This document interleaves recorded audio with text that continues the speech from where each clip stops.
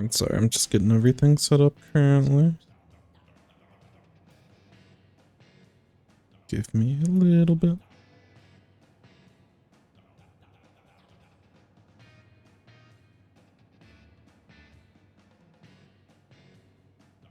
Sick.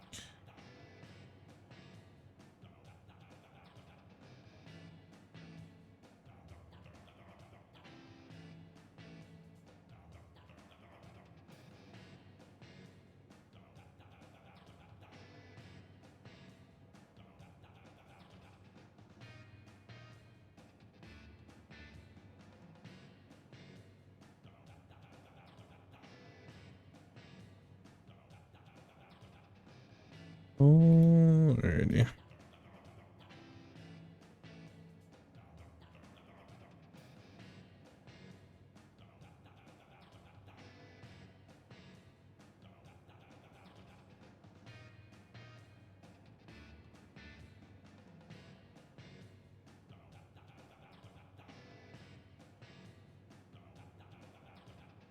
No, it's up,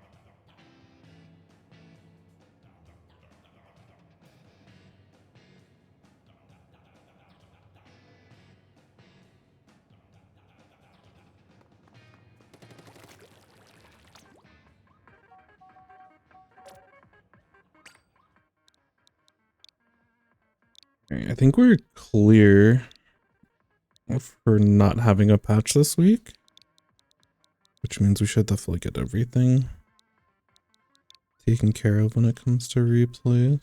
But we have something coming in a little bit later. They played during SOS and they're playing in Proving Grounds tomorrow, so they wanted to get their game looked at.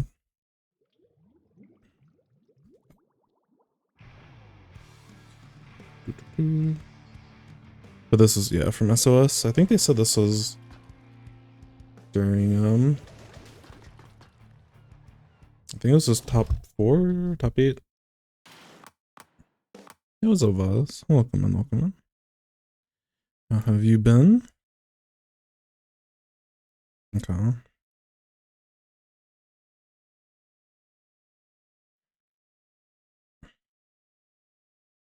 Yeah, I'll just...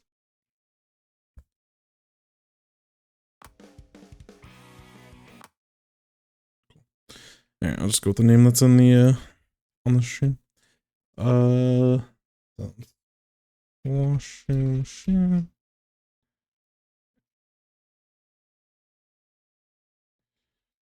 Let me double check where they were at SOS.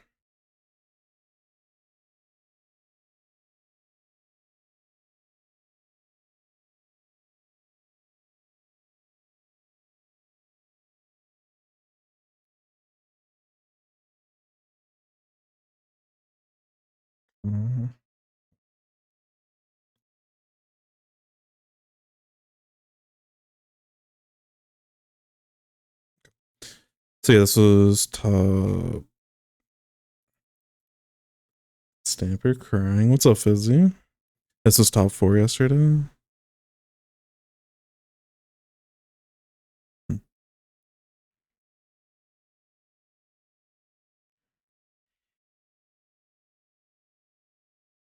GW's Great White, which is like the top tier bracket in it. How am I doing? I'm exhausted. I feel miserable. But mentally, I'm in a good spot. And this week was good. I'm just tired. I had some like illness toward the beginning of the week, and it's just been like ongoing. I felt like super like lethargic and stuff. And so I load up on a bunch of like I have like some liquid IV, which is just like vitamins and stuff. But I've been taking Like you just like mix it in with your water or something. But I've had some of that to like keep me going for like work and stuff. But once work is done, I'm like, ugh. So I'm feeling better. Once my throat cleared, or not, it's not. Once it is less like scratchy and doesn't feel as gross, I'll be feeling a lot better. Yo, welcome in Stealth. But I'm doing really well. Like I'm in a really good spot. I'm just long week, but tomorrow's payday, so I'll have a nice paycheck. Liquid IV saves my life. It is so good. Also, I'm using my wife's Starbucks Girl Boss cup, so always some interesting stuff. Yeah, we're doing free coaching. I cut off reviews. There's still a bit of a backlog that we're clearing out, but I've currently stopped reviews until the new patch just because I don't know when they're going to announce it and they don't give a lot of time for it. And once I actually patch the game, you can't look at old replays. So I'll be opening up replays the second. It'll probably be next week, I would guess, for the mid-season patch, and then we'll get right back to the normal schedule of them. So I get that hydration. Thank you. All right. Let me get into. I'm not in Splatoon mode. I can say that much. Let me swap over to Splatoon mode.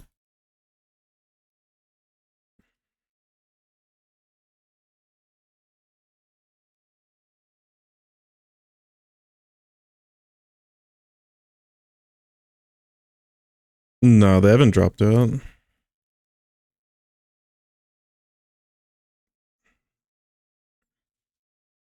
Is it like a common thing? There's like throughout the week, there was just like people trying to beat the patch notes, just to, like be funny or whatever. It's harmless, but I don't know. Like I feel like most times when a patch is oncoming, usually like I don't know. It's not really something people do, or maybe like one person does it, but for whatever reason, there is like a window of like a couple of hours, and there's like 8 or 10 different people that like tried to have like beat patch notes. I don't know. I don't know if they're being like. I don't know how many layers of irony all of it, like all of it that there was over time, but yeah. Rhinestone Taco Bell Cup? What the heck? Nerfing chat. That's where I'm at. I think it's like fine, but it's the same problem as how Crab was before, where it's just like you just kind of running chat. But I do think that there's things that are able to hold their own against Inkjet. It doesn't change the frustrating playstyle either way. But again, I need to like I keep forgetting to super jump to play around the Inkjet. It's actually like really good, and I always forget to do so. Anyways, let's get into the review. We are looking at this slosh over here specifically against Grimace Shakers, who they're all very solid, like mid-level players. So they constantly are sitting top 4 for, I don't know if they won this tournament or not. No, they ended up losing in the finals, game 5, tough. But they're a very strong team. Anyways, yeah, one overplayed me into the next, but I respect the dedication and the commitment to the bit. Anyways, so our comp is yo Jen. Thank you so much for the raid. I appreciate that. How was the stream? How was everything? We have raided Jen a few times, but they are an awesome Splatoon streamer. They do a lot of same or none stuff, but they are no slouch on the competitive end either. But how was the stream? What were you up to? Also nice to see you have some kind of getting back into the stream routine. I'm not sure if, I know for a lot of people like summer's here, so it's opened up a lot of time for people, but yeah, your streams are always a good time.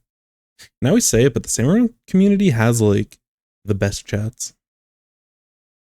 Just like it's always a vibe whenever you watch like the Samurott streamers. Then some open, nice. Hope all that went well. Yeah, definitely appreciate it. We're gonna welcome in Spox. Spox, do you still play like PvP stuff? I feel like I would always run into you and lose to you back in Splatoon 2. But I haven't seen you in a while. I'm not sure if like I'm playing in like the Takaroka division, so I don't know, maybe you're on Tentatek, but yeah. Also another wonderful streamer, another wonderful competitive gamer. Yeah, hopefully y'all had a good time. We are jumping into a replay now. This was from SOS, is a very common weekly tournament run by one of the bigger tournament organizers in the scene. They stream all their games and stuff, so I'm sure you could probably go back and watch this match specifically. But anyways, we're going to dive into it a little bit. We're running heavy here on Sturgeon TC, which I think is like generally okay. I think backline, like all backliners I think are generally pretty solid on this map. I'm interested in why. I'm not super familiar. I've seen like Republic's name. I'm not sure like their weapon pool and stuff. I don't know if they play ballpoint and they just decided against it here. But yeah, we're playing a inkjetless comp with Cooler, which isn't bad, but it's always interesting to note how people play when they have Cooler, especially without a jet, because a lot of times kind of combining it with like the jet and like having that whole flow, like it just kind of flows very nicely. Relationship stuff keeping you busy. That's good. Honestly, whenever people are like, yeah, I can't like play certain stuff as much because like real life stuff is happening, it's like nice. Like congratulations, you have graduated. And the nice thing about just any kind of games, any sort of hobby, any sort of whatever, and whether this could be because of like, you know, people that are going to like college or people are starting like their first jobs or, you know, life gets busy, whatever the case is. The nice thing about all of it is like if you ever want to come back, like that stuff is always there. So, but if you're obviously like pursuing other stuff and there's other stuff like keeping you happy, keeping you occupied, that's all you can ask. So good to hear. Anyways, so yeah, we'll see how this goes, because that general flow with Cooler Jet is like strong. We're also not playing against a jet either, so I'm interested to see as a team how we play with Cooler. The person that submitted this review, they mentioned, which is the slosher on blue team, or machine, sorry. They mentioned that they had some tempo issues during parts of the set. And spoiler, I don't know if they won or lost this game specifically, but they lost the set 2-1. So I'm not sure how this specific game went, but they mentioned that during the set they felt like they had some kind of pacing issues. So if just looking at comp in general, I feel like this could potentially be a pain. But there's also some interesting tools on the other team that they require having to adapt a little bit to their play styles. Jaw's a very, like they are a roller player.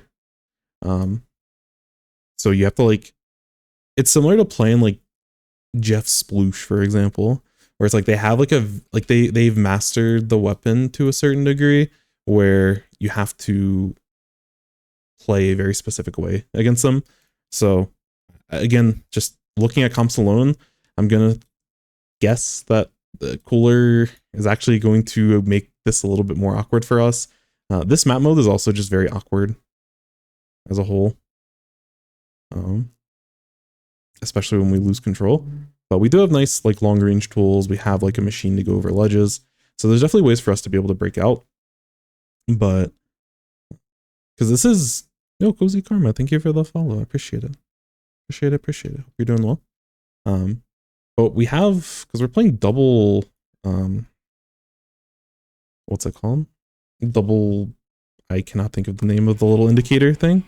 Oh, that's a sprinkler. Never mind. It's the other heavy, but still, we don't have a lot of bombs. Like we have a suction bomb and like fizzy, but like we also have like kind of a lack of bombs for dealing with tower. We can shred with our splatlings and stuff, but there's definitely going to be some awkward points where if we exhaust our resources, like we can get snowballed on really hard. I feel like the few times I've played against, and they've had different iterations of this comp, but the times where we've really struggled, I think is when we exhaust our resources and we don't actually stop them, which usually that means like we got outplayed or like we didn't get as much value out of some of our specials. So there'll be some interesting ways that we kind of look at this this game, but I'm really interested, like I said, with how we're playing against their nice. How we play against their comp. So hopefully we can start taking some space after this.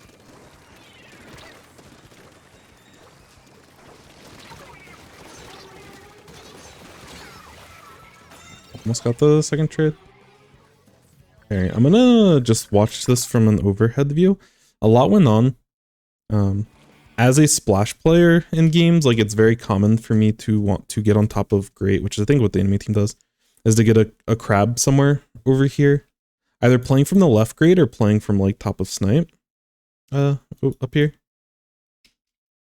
But there is an interesting kind of start to all this. A really good either from minimap checking or just like understanding what the roller's trying to do at the beginning of the match. This is just like, I mean, in general, it's a really good fizzy bomb, but nice job getting that pick and chip alongside the rest of your team.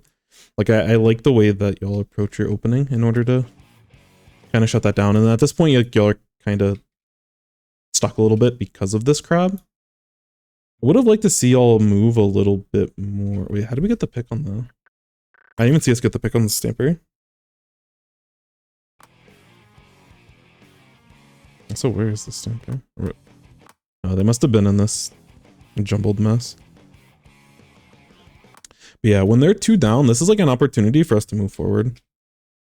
And like granted, we don't want to like necessarily approach a crab, but we should be doing more than just sitting. Like I like us moving over to the right side just so we can like start moving, but I feel like we shouldn't, like we should already be committing. We should be getting like underneath like some of these ledges and stuff, because I think even during this we see that I'm gonna watch it from someone's on the left side, but when they use crab, I think we see the remaining 2 players.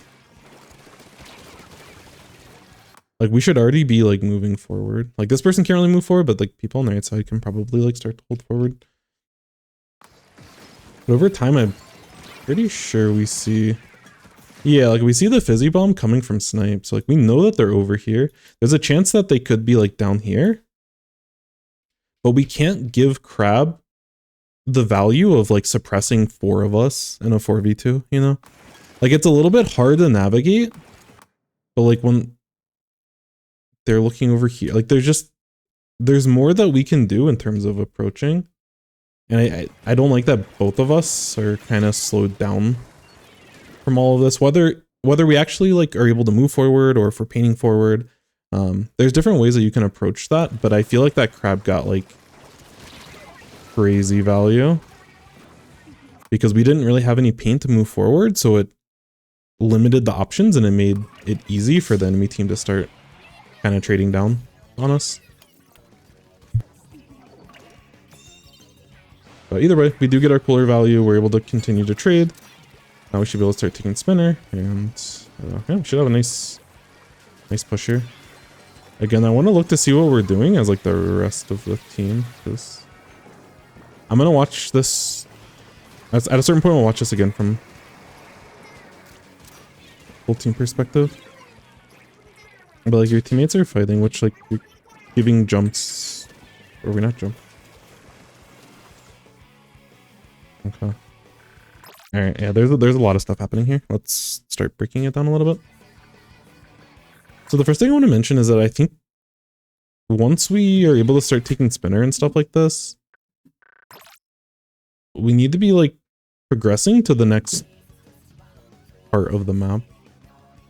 Like we get this pick, we have 2 people over here. I think the Zap ends up jumping in and everything. Like once we get this pick, we have to like know to start moving. And we should kind of know like who's going to be the one sitting on tower. But like having 2 people on tower, this person's like rotating. Like they end up going left, which is like fine, but we're just very slow to get into position. Like we're slow to get into position, and I think our rain is like a little bit premature, which the rain was used to help with the tower. So I think securing the first checkpoint with rain is like fine, but we should be committing, like we should be getting bombs and a lot of pressure over on this right side, like faster.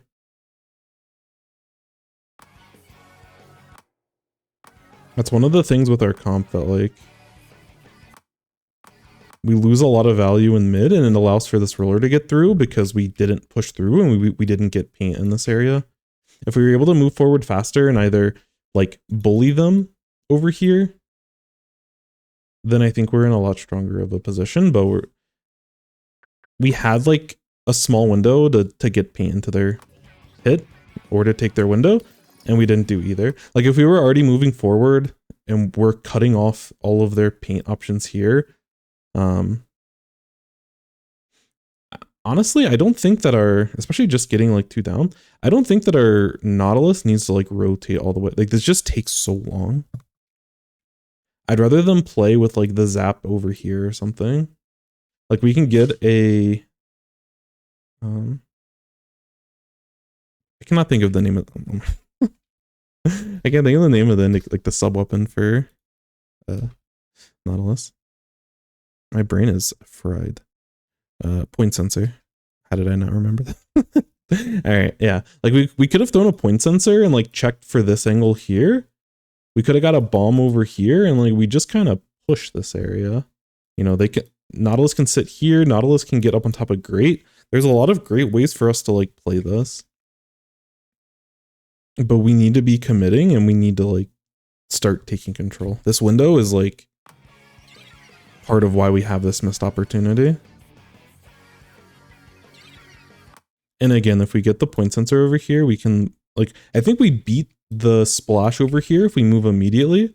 And we know that like, okay, Heavy's gonna get on first checkpoint, so like the rest of us like move forward while we have the space. But that was definitely part of like the missed opportunity here.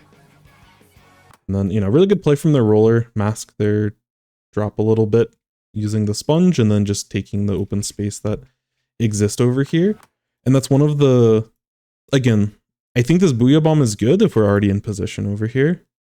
But when we have to push in, we like, there's just this opening in mid that they can like shark through. And their comp gets really scrappy, and like, again, this goes back to like playing, I mean, it's good practice just to, like paint pit and everything, but playing against like a roller specifically, and if you play against this roller a lot, you will notice that they like to play this very like ready playstyle. They're very good at it, you know, but getting paint and cutting off their ability to just swim helps a ton. So when we use our Booyah Bomb, like during that window, it leaves this giant gap that as a team we need to like keep an eye on. So I don't know if it was nerves or just like a lack of, you know, we're not sure what to do in this situation after we get the initial pick and we start moving tower to first checkpoint, but we should have, that was a potential KO opportunity, and it definitely should have been like a single digit push. Maybe not the full KO, but tough. But that whole play was good. We just missed our little window. Oh, that is not the right. I have to back it up in a second.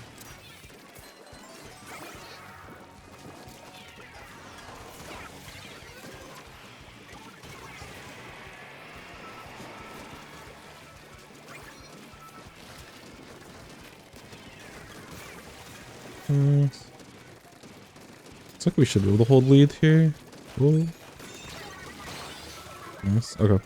Really quick, I was fumbling around with using the replay system. I just wanted to see how we lost control. There's upcodes down on right side. Okay, they just kind of get picked. That's what leads us into the situation.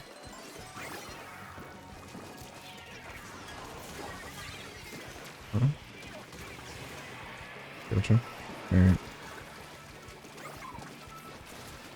Yeah, it would have been nice for us to slow down a little bit, but I love the way, like, once we get into this position, once tower's in this awkward spot for them, and they don't have as much height, I really like the way that we approach this. We have our machine sitting and getting shots over the sledge very safely.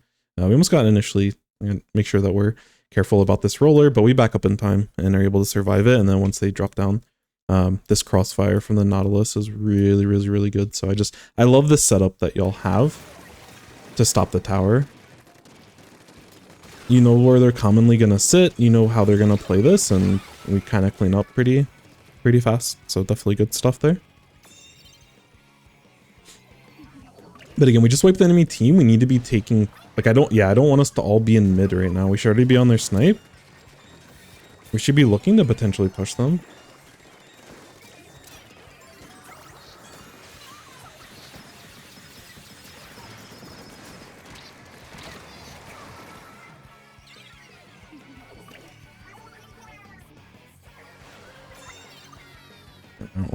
We'll let it cook a little bit longer. Okay, so we have control. Did we not see the person that dropped? Oh, we missed that. Okay. Yeah, that's tough. We might have got caught up in the moment, or maybe like our brain was like, or our eyes are focused on something else in that situation. But just in general, the other thing I want to point out, because this is the second time that happened, when y'all wipe the enemy team, like, there's a certain window that we have to take space. And it's really important when we get this wipe to start taking that space. Having to deal with like figuring out where the roller's at is definitely very scary, but I would rather us take space and kind of just like paint common spots where they might be sitting. Like either they're going to be sharking underneath their grates potentially, they might be sharking on this ledge. I think we have enough of a vantage point to where if they did like jump into mid, maybe if they get over here we wouldn't be able to see it, but as a team we should be checking, and like that should be the information we're trying to get out. I want to look at how our Zap plays it here, and I want to look at it how our Nautilus plays it, because we have like resources with our paint and our subs to be able to start checking these things. But yeah, like Zap shouldn't be sitting here. Like they need to be painting like forward. We lose a lot of value if we don't cut off the enemy paint.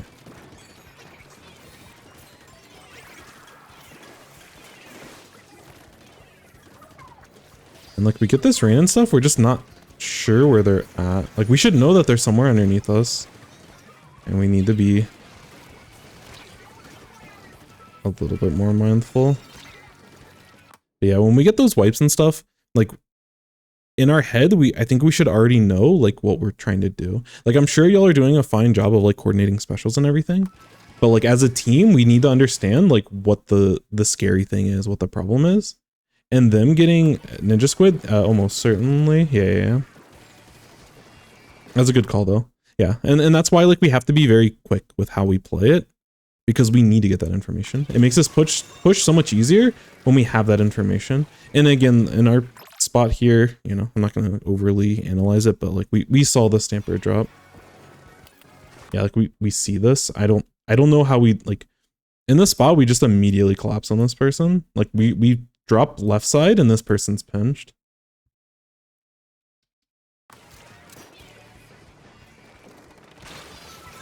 Which is tough. It's been a month. Has it? I thought I've gotten past that. Did I miss? Welcome in.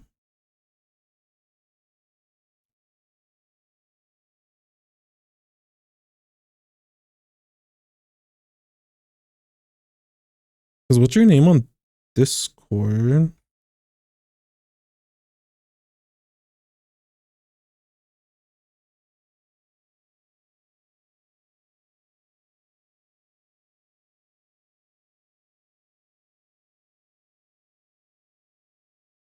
I'm not sure where on the forum. I thought I caught up with the forum. I haven't checked it in a little bit though, but usually get like a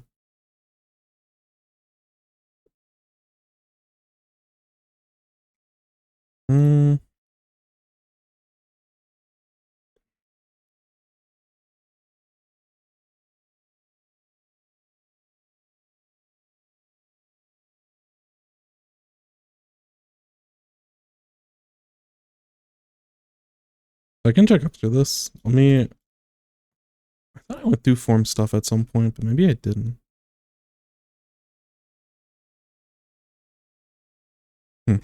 I'll double check after this. Yeah, appreciate the reminder. This is why I recommend using Discord, because I need things organized in order for me to like get to everything. Which is not your fault for using a form that I said that you can use as an alternative, but that's why that's why it's an alternative. But I'll check it after. We'll definitely get to it, but I appreciate the reminder and I appreciate your patience.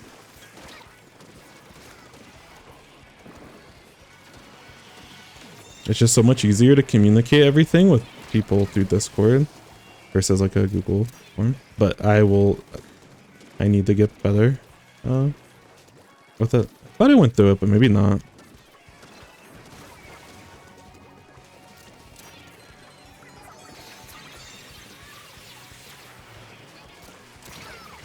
Oh, we got cheesed out. How has Nintendo not patched that yet?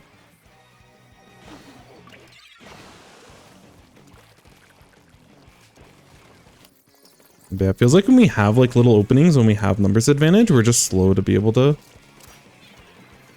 get to it and take advantage.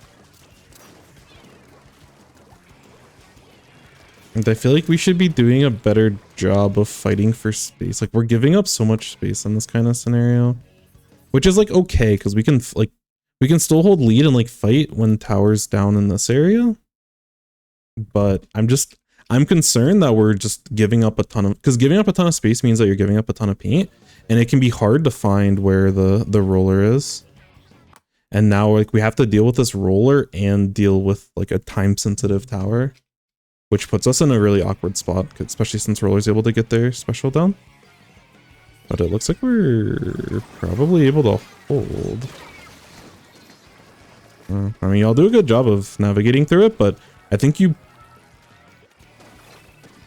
not purposefully, but I think the decisions that y'all make to not take space as much as you can and as fast as you can causes you to have to fight against enemy ink a little bit harder.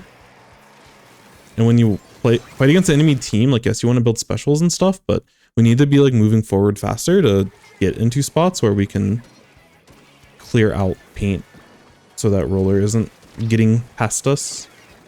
But I will say so far, your team as a whole has done a really good job with like, oh no, like roller's in this really bad spot, and like as a team, you're like able to handle it.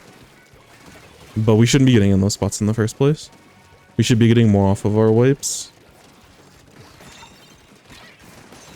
Nice. So I'm guessing this is probably the game we won. Did we miss the person on the right side? I guess we just assume our teammates are getting it. Alright. Anyways. So, in this game, I think your defense was actually really strong. But you mentioned, like, pacing issues. And it feels like those pacing issues are coming from when your team gets a wipe. We're not moving up. Like, it feels like we don't have a ton of direction on, like, okay, we just wiped the enemy team. Like, how far can we move forward? Where can we establish ourselves? Because there's like a general flow in Splatoon where it's like you take the space, and this is like specifically like when you like wipe the enemy team, or if you have like a giant numbers advantage. So like wipeout happens, and then because it's the important thing, like it's like obvious, but like when you wipe the enemy team, there's no threats that you have to worry about until they come back onto the map. But wipeout and like opening are like the two the few times that you ever have like complete information on the game, and having complete information on the game, knowing exactly where everyone's at, and them being in their base because they just got wiped, is like a massive, massive, massive advantage for you all. And we're not leveraging it as fast as we can. We have to be very aggressive with taking space. Very, very, very aggressive. Because you take the space, you get into position, then you can start looking to consolidate paint. Like we can paint around this once we're in those spots. And it's like a unique situation when you wipe the enemy team, or when you have like that complete information, when you have that advantage where you can simplify like the actions on the map, because there's less like, oh, do I have to worry about this? It's like when you're pushing and like Roller's still alive, it's like, oh man, like Roller could be, there's so many scary spots where like Roller can literally just be like sharking anywhere. They can be sitting over here. Like Roller can just kind of be hiding, even if it's a 1v4, like there's still so many areas where like Roller can potentially be, and we have to slow down and like, not that we have to fully consolidate paint, but like we can't just blindly take space and then get the paint after. The order kind of flips just in like normal situations where we don't have this massive advantage. So when we do get this massive advantage of a wipeout, it's really important to like be aggressive taking the space. So how do I phrase this? Take space aggressively.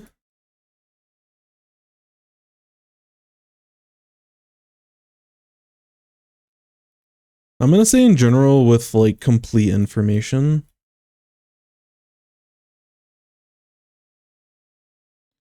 Because it's a very unique situation in a game like Splatoon. Because of the nature of the mechanics with like being able to sit in ink and like hide off the map.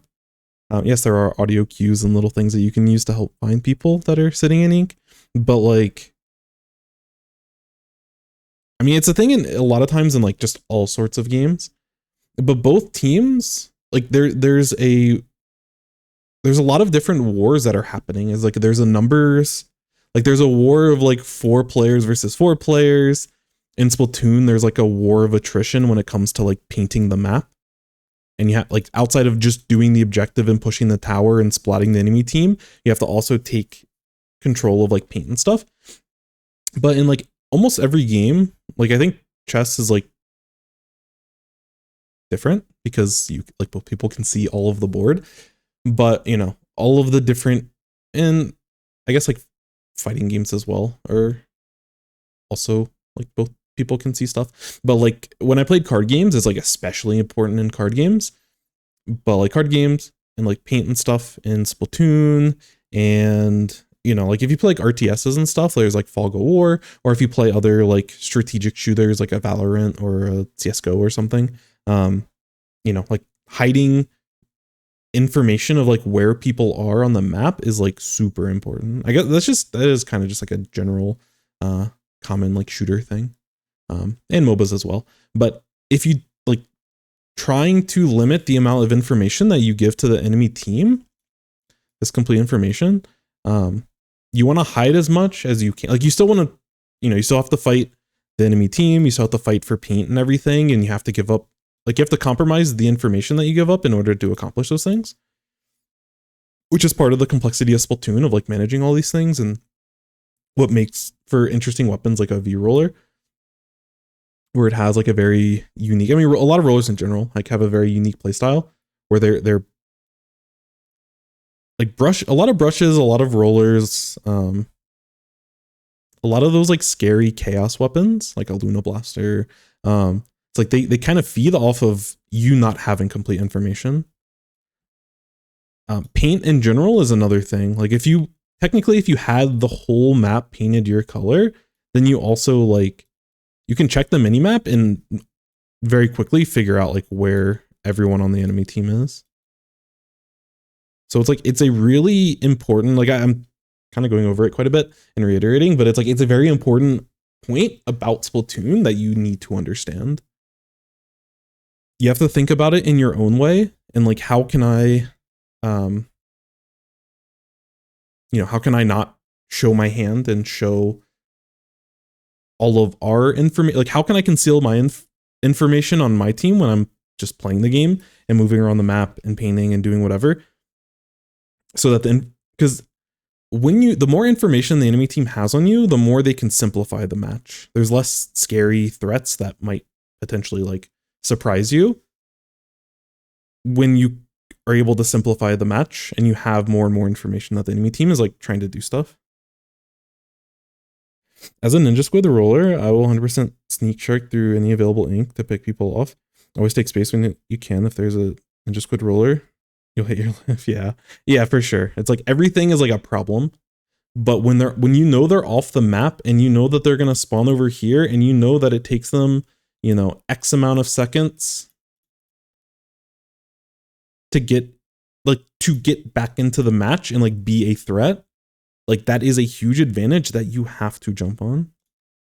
And we were really slow to react to those situations. It felt like we just didn't, like, part of it felt like we were stepping on each other's toes, and then part of it, like, it felt like maybe as a team we don't have like a strategy of like, oh, if we wipe and we can start moving forward, you know, that's where. And I think you know, like, if y'all had time to like sit down and talk about it, I'm sure y'all know those answers. But as a team, we don't have like that level of coordination. And a similar thing happens here. Like, that's why I say complete info and not just wipeout specifically. Because as they start using crab, it's like there's 2 people left. We know one of them's up here. And then once this, and that's part of the reason why, because we'll watch it from, sorry. This is part of the reason why Machine is playing in like the position that they're playing in currently. Because like currently, I don't think y'all know that this machine's here. And they're purposefully, like, they're not painting on the map. They're not trying to take space because they're looking for someone to push into one of these directions, or they're making you like have to respect any area where there's like paint on the map. Like, there's all this orange paint over here. And it's like, if we don't know where this machine is, they have to respect it.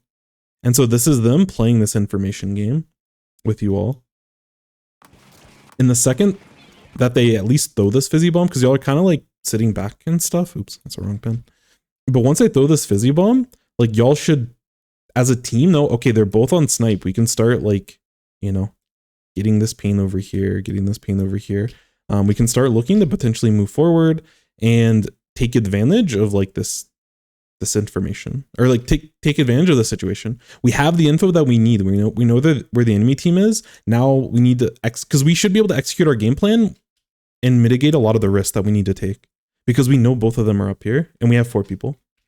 Like, yes, we don't want to just immediately jump top mid and like, you know, oh, let's just start moving tower because I have 2 people. It's like, no, you're gonna get spotted by the crab. But we have to do something. Like, this crab is very strong, but we're giving it too much value. We're respecting it too much. It can't, and this isn't like an optimal play by any means, but like, if 4 of us just started pushing, this crab can't deal with all 4 of us. But because half of us are sitting over here, half of us are sitting over here, crab is able to take care of all 4 of us. But I just think that there's like at least more that we can be doing. Like, we like throw fizzy bomb here. Like, again, we can just get like a lot more paint. Once this crab is done, like, we want to be able to start taking this space.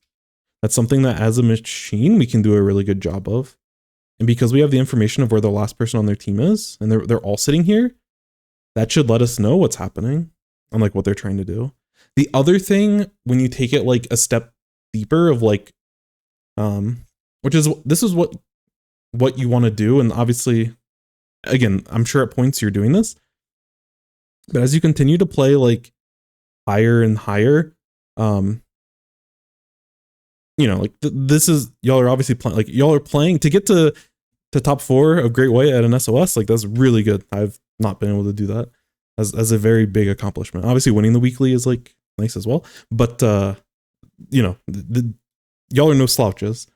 So y'all need to be like thinking about this is like, okay, we have the like, when we have complete information that both people are up here, like even if we can't just directly charge at them, we can start getting paint. The other thing that we need to think about in this situation is that they want to give their teammates jumps. And if we know the location of both of them, that means that like that simplifies a lot of the match. Because we don't have to worry about Roller like flanking the sides because like they can't get there in a timely manner. If they want to get to mid faster, they have to jump to a teammate, which means we know where their teammates are jumping. So we have to like, we should be moving more and getting more paint while this crab's going off. But the second that this crab threat is no longer there, our splatlings need to be like super focusing on this. You know, ideally, if we can get underneath this ledge, you know, potentially pushing through this way, pushing through this way. Like if we're able to get under this area here, like we can totally like clean them out. But they're able to get these jumps in. Like they're able to get these jumps in. They have people pushing left. They have their Roller kind of like set up and ready to jump on us. And like they've been able to take more space than I think that they realistically should be able to. And so we get surprised by these people when we shouldn't be getting surprised by these people. Again, I'm putting a lot of emphasis on this spot, not because like I think this was like a massive mistake or something, but this is something that like it's not going to get better if we don't try to get faster. I do like the way that our Nautilus approaches this, but again, if we know that they're going to be jumping, like this is an example of getting, like we should get our, like both of these people came off spawn. Technically, if we're super observant, we can see that they're jumping in the background. But if we get, like this is where a point sensor gets ridiculous value, because we know that if they're jumping, they're sitting up here. And so we could, I would be very scared to go for this type of play, but if you are playing like very hot, like because we know this information, like you should be able to have this level of confidence because we know that their team is jumping up here. Like you can fully commit as the Nautilus to like pre-fire up here. This is like a really big brain play. But we've been given enough information to simplify the match to where either these people are like swimming in, which again, visually, we can see these people jumping, but they have to be landing here. Like we know that they're sitting here. We can commit to this kind of play. And if we were faster to move forward, then our teammates can give us that extra safety of dropping on this person. But we're like really slow to get over to our side. Because once the crab's over with, we still need to like paint over here. And like, there's still areas that we need to get paint on because we didn't paint them while we were waiting for the crab to go down. And we just let them set up and then we're like crowding around tower because we're not sure like who's taking it or we're not sure what the play is. And then at this point, we're bunched up. The enemy team has full control of one side of the map. Like we should be able to dominate this entire situation a lot harder. We're not thinking about all of these types of things, and it's hard. I'm not saying that y'all should know. Like I would never expect even at the tip top level, I would never expect a Nautilus to be able to just like pre-fire this area and like try to get that double. But if we're really good with our timing windows, there is an opportunity for us to be able to get this. And like our shorter range weapons, like our machine, our zap, they should be looking to take control of this area immediately after the crab's taken care of. But we're just not thinking about like either we're scared to commit because we respect the enemy team too much, or, you know, maybe it's nerves, you know, of being top 4 in like a weekly. But I don't really know fully, but we're losing out on that type of stuff. And again, that's not to say that y'all are playing it bad, because it's like, especially during the neutral, and definitely kudos during when y'all play defense, I was very surprised that y'all were I think it was before though, is really, yeah, it's like y'all get this wipe here. And again, this is another situation. We have complete information. Complete information doesn't mean that they're wiped necessarily, because we saw when their last two people have shown themselves up here, we have complete information of like where the enemy team is. And the slower we are to react, the less reliable that information actually is. And that's how they can start like pushing us and getting past us. It's because we're just moving too slow. But yeah, same thing here. Their team wipes. You know, both of these people get splatted over here. So we should visually be able to check. Are they jumping here? Are they jumping here? Okay, they're not jumping in any of those places. That means they have to swim in. So we should know there's, you know, again, there's like a certain amount of seconds for them to travel to wherever it is that they're trying to go onto the map. So we have this many seconds to like move forward without any sort of inherent threat. And we have to like leverage that time.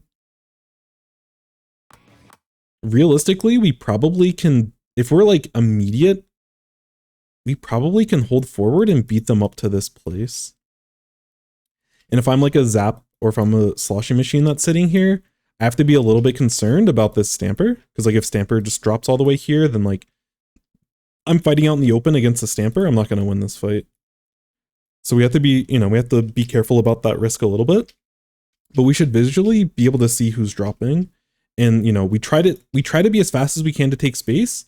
And we play on like this ledge. We play on this wall because if the situation is scary and too bad, we can always drop out. But we need to be getting our pieces into position to be able to help. If we get our Nautilus up here, or even, you know, maybe ideally we can get Nautilus up here as well, which I think Nautilus does get outranged by Stamper. I have to double check. Nautilus does really well against Wiper. I'm not sure exactly how the Stamper matchup is. I could be wrong on that. I actually don't know. I feel like in general, like Nautilus does a good job against Stampers, but I mean, just against Splatanas as a whole. But I think technically they get outranged, so we have to be a little bit careful about that. But we need to be like fighting in these types of positions. Because while we're still figuring out what we need to do, while we have complete information, the enemy team is able to like, you know, get over here, and we're not we're not using this paint to like push them. And that's a problem because that gives time for their other two teammates to be able to go and support this. Or to jump into a teammate over here and get over there for free, and they get to save time for free. And again, because we're slow at moving, because we're not visually, you know, we're not getting this paint, we're not already looking at these areas, this is what allows Roller to get through and stop this push as a whole. It's like this Booyah Bomb's great. It's like, in theory, like, okay, Booyah Bomb so that we can push window is great, but we don't even have to use Booyah Bomb here. We could have just held forward and used our main weapons and fought them off of this area. But it's just, when we have this complete information, we're not sure what to do. And certain situations are harder than others. Wipeouts are very, and even then, sometimes wipeout situations can be a little bit complex, but anytime that there's a wipeout, if you don't know what to do, that is a lack of comfort, obviously, but also just like a lack of game planning. As a team, you wipe the enemy team, you should know, like you should talk through as a team, like where people are trying to position themselves. Like getting Nautilus up here is like really good. If they can't get that far, then like them holding great and also having angles to fight these areas and having your short range people being up and pushing up is like good as well. But we don't know what to do, so we have like multiple people sitting on tower. We have this like crazy long rotation that, you know, like Nautilus over here isn't bad, but it just took so long for us to get here that we lose a lot of value. The value of us being here is that if they start dropping, then this Nautilus can stop them. But we had Nautilus over here, and our whole defense got stopped because their roller got through, and their roller got through because this Nautilus had to like swim through Narnia in order to like get into position to be able to like stop this. So these are the things that we need to be thinking about when we have like our advantage. We had so many advantages. Like this is like KO opportunity number 1. And there was another wipe that's a very similar situation. That's KO opportunity number 2. And because we're slow, we can't control the pain over here. Because we're slow, we're using our rain. And like using our rain over here to fight for a position over here, to fight for, you know, control of this area. But if we move fast enough, we can just control this area. And then our Nautilus is now sitting up here. They can rain, you know, this area. And the enemy team is scared to start dropping. And if they start dropping, we can punish them.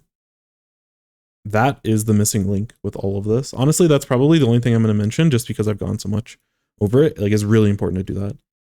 Your defense was super, super solid. Y'all salvaged this game because of like the way that y'all took fights. Sloshing Machine over the ledge safely. Nautilus playing Crossfire. We're able to clean up. Y'all did that twice. Like, where y'all are taking these fights, allowing the tower to get to like down here so that their team is like crowded in this area, and then we like take these types of like structured fights. Really, really good. I cannot say enough nice things about the way that y'all played this. Your defense, very solid. I would not be playing defense as well. So I'm taking a page out of some of what y'all are doing with all of this. So really, kudos. Your offense and your ability to take space when we have this complete information. In this case, generally with Wipeout, but I think this opening is also another interesting part where there's two people here. Like, it's a very interesting exercise. Because when you talk it through, it's like, oh yeah, that makes a lot of sense. But when I'm actively playing the game, like if I was playing in this match, I probably wouldn't be thinking this clearly. Like, I'm trying to use even what I'm saying. I'm like, yeah, I should, you know. I've found myself in the same openings that y'all find yourself in, and I'm not taking as much advantage as I could be. So it's something that we all actively need to work on. But when you play against top teams, like they do this. They'll take this. When you play against top teams, they take this space without, like they do it without the complete information. If they have enough of an advantage, or they see like top players see these tiny windows without having to get a wipeout. They like, oh, they get a person down. So the enemy team's formation is like compromised a little bit. And they'll start thinking about like, oh, we got Stamper down at the beginning, or oh, we got Roller down at the beginning. You know, X, Y, and Z threats we don't have to worry about. And I can start moving forward because, oh, I don't have to worry about a Roller. So we're super chilling. And is really like, these are the types of things that we need to work on. The reason why which again, top 4 is awesome. Like really, really good. Like super, super good. So I think even for, you know, I know that y'all have had some pretty good like placings and stuff recently, but I think even y'all are probably pretty happy with a top 4. I'd be interested in looking at the 2 matches that y'all end up losing in the set, but I would imagine the pacing issue is coming from not moving forward and taking space when you can. Yo, what's up, sons? Hello, hello, hello. Welcome in, Soup. When you're done with this review, could you tell me what to look for as a frontline when I'm reviewing my own games? That's a really good question that I'm not going to have like the best answer. Those are questions that I'm going to be like sitting in the shower. I'm like, oh man, that frontline question. I'll start breaking it down a little bit, but that's something that I need more time to structure, and I should have a good answer. But I can talk about some certain things. It legit is a shower thought. But yeah, overall, this game is awesome. But I think you're very correct in identifying that there is a pacing issue. That pacing issue is happening when y'all get wipes. Y'all have an advantage, you're not taking advantage of it. If our team's in a 3v4 against a top team and they get that initial pick, they're going to be they're going to squeeze every ounce of value out of that one person going down. That's the difference between a top player and a decent player.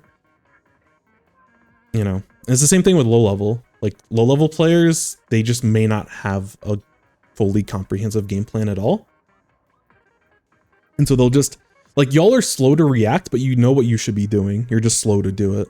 A lower level player probably doesn't have that plan fully fleshed out. They might find themselves into it where it's like, oh yeah, I'm going to take high ground because that's generally pretty good. And then they'll like find themselves into like the correct spots that they need to be holding or the correct spots they need to be defending. But that's something that we should be, you know, that's what we should be striving for. Oh, we have an advantage. How do we take advantage of this? And it's hard. This is why VOD reviews and stuff are really important. Oh, sorry, we can look at the score. This is why VOD reviews are really important, because it's like, in the moment, in the match, I'm not going to be able to think about these things. You need to you have to give yourself time to think about this stuff and prepare for it outside of the game. So if your team was like watching this game back, talk through the specifics. Okay, You know, one of our teammates went down, but we wiped their team. Where are we going? Like, did Nautilus want to go on top of Spinner? Is that why they started rotating left and then they just committed to the left rotate because they wanted Spinner instead of you? You know, I think fighting for their window is probably the most important thing. But in general, regardless of if you go for their window or you go for their snipe, if you take any of those spots immediately, you can start consolidating that paint, and then they don't have that roller like running into the tower. If you get that stuff figured out, then, you know, it's a mechanical diff in terms of like which team's better than whatever team. And then at that point, if you're really quick to moving and you know what you should be doing, like, that's how you start upsetting other teams. At that point, it's like consistency, you know? Like a top team's probably going to be able to do it more consistently, but you could upset a really good team if you have a nice mechanical outplay and then you're really quick on taking that advantage.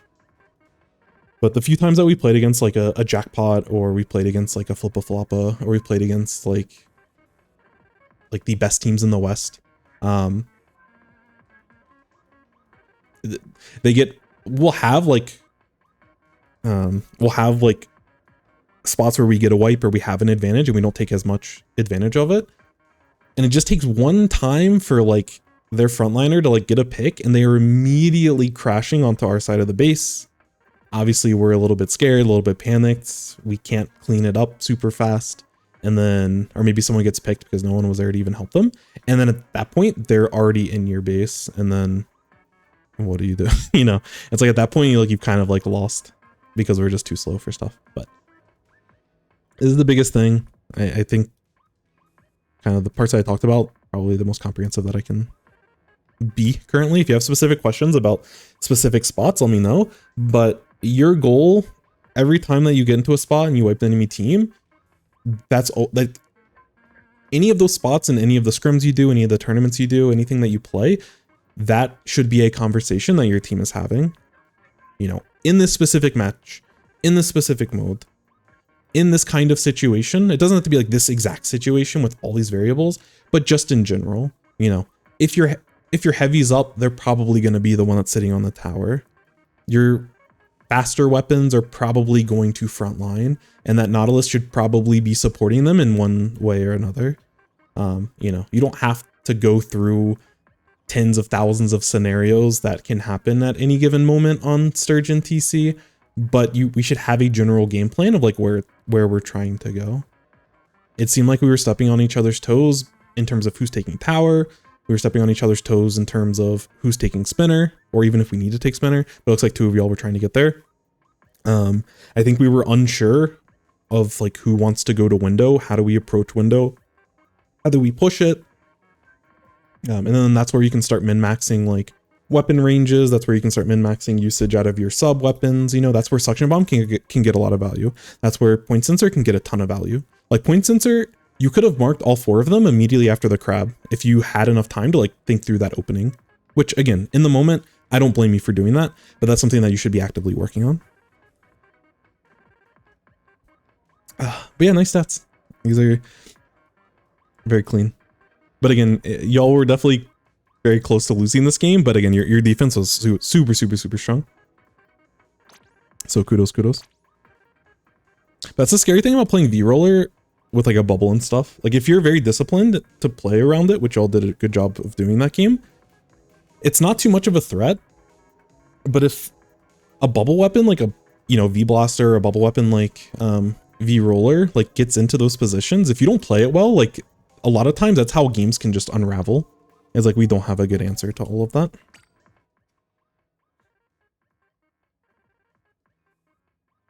All right, I'm gonna download this. So this is I think this is your game. Let me, I don't know if it's pronounced you, but I think this is the one from the Google form. Although if this is zones on Undertow, I'm not sure if it is, but if it is, I'm pretty sure we've gone over it.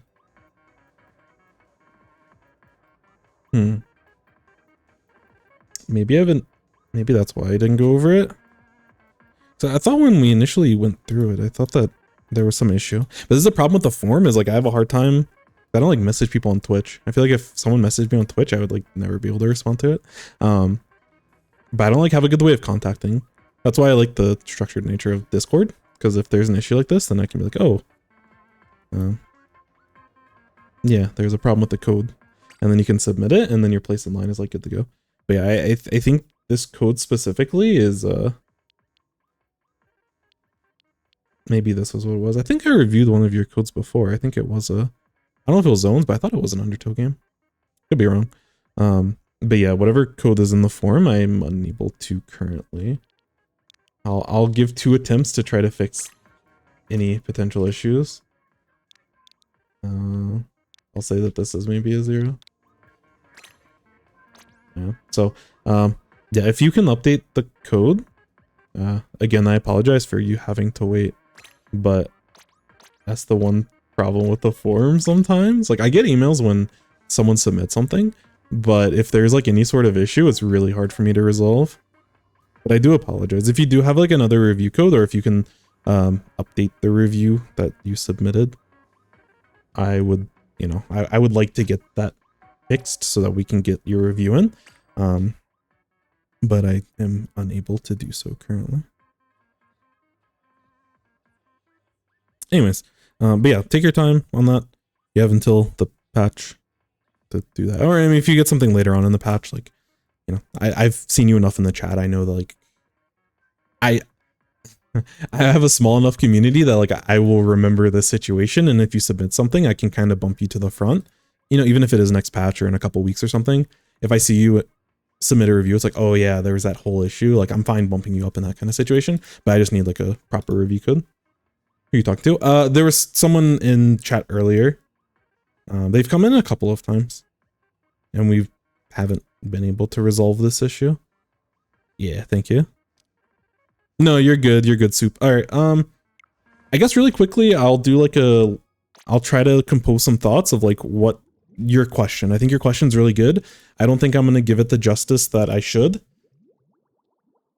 If I was streaming my shower thoughts, I'm sure I could give you a crazy answer. I was gonna say a dominant answer. That doesn't really make any sense.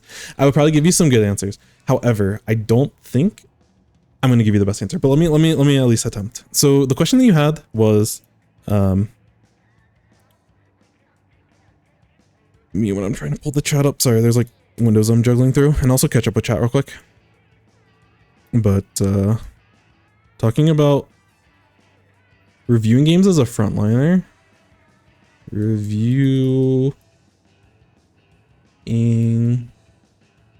VODs as... I'm going to talk a little bit, so it probably helps to just write the question.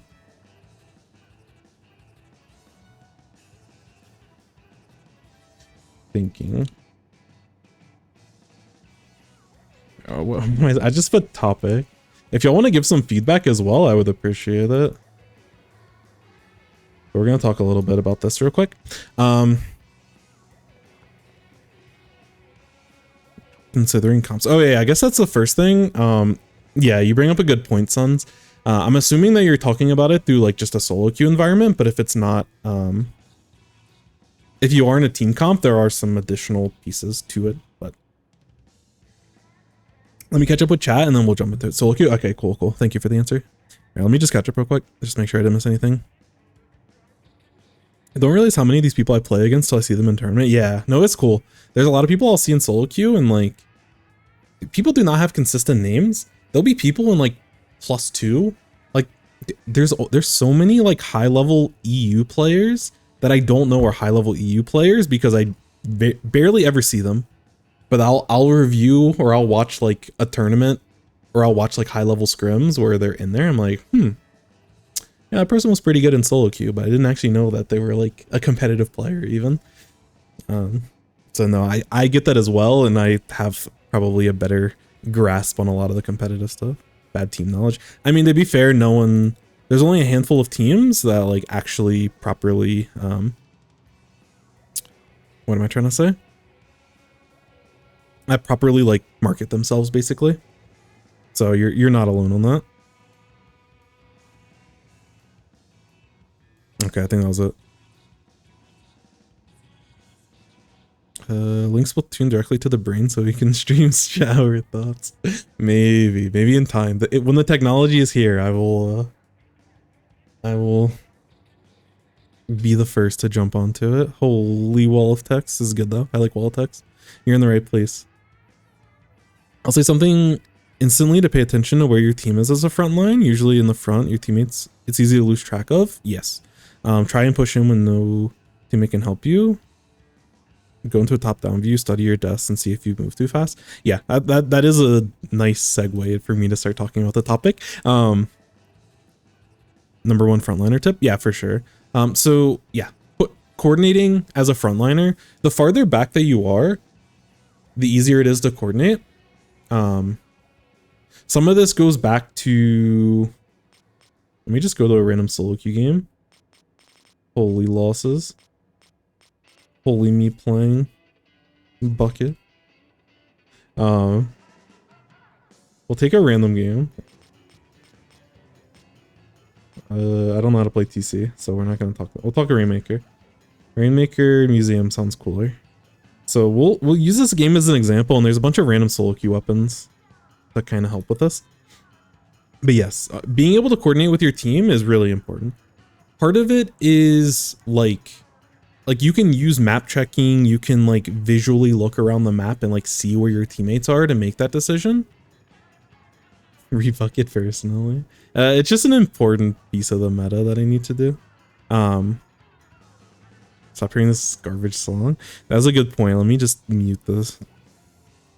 We don't like this audio. You're so real for that. I'm gonna forget to turn that back on. But now I have to hear it in my headphones, but I've saved y'all the trouble. So part of it is like in real time understanding what, like where your teammates are at and what they can do in that time and space, but that is a lot to keep track of. The other thing that you need to be doing is being able to understand on a like theoretical level, like how your teammates should be playing certain scenarios. The higher up that you get and the better you are at understanding, like the better you understand the game, the easier it'll be for you to make these predictions. But like for the most part, you can kind of tell what people are trying to do in a lot of different matches, just based off of the weapons that they play. There's certain positions on the map that a charger is going to want to be. There's a certain positions on the map that like, you know, someone else is going to want to be on. So all right, let me quickly go through.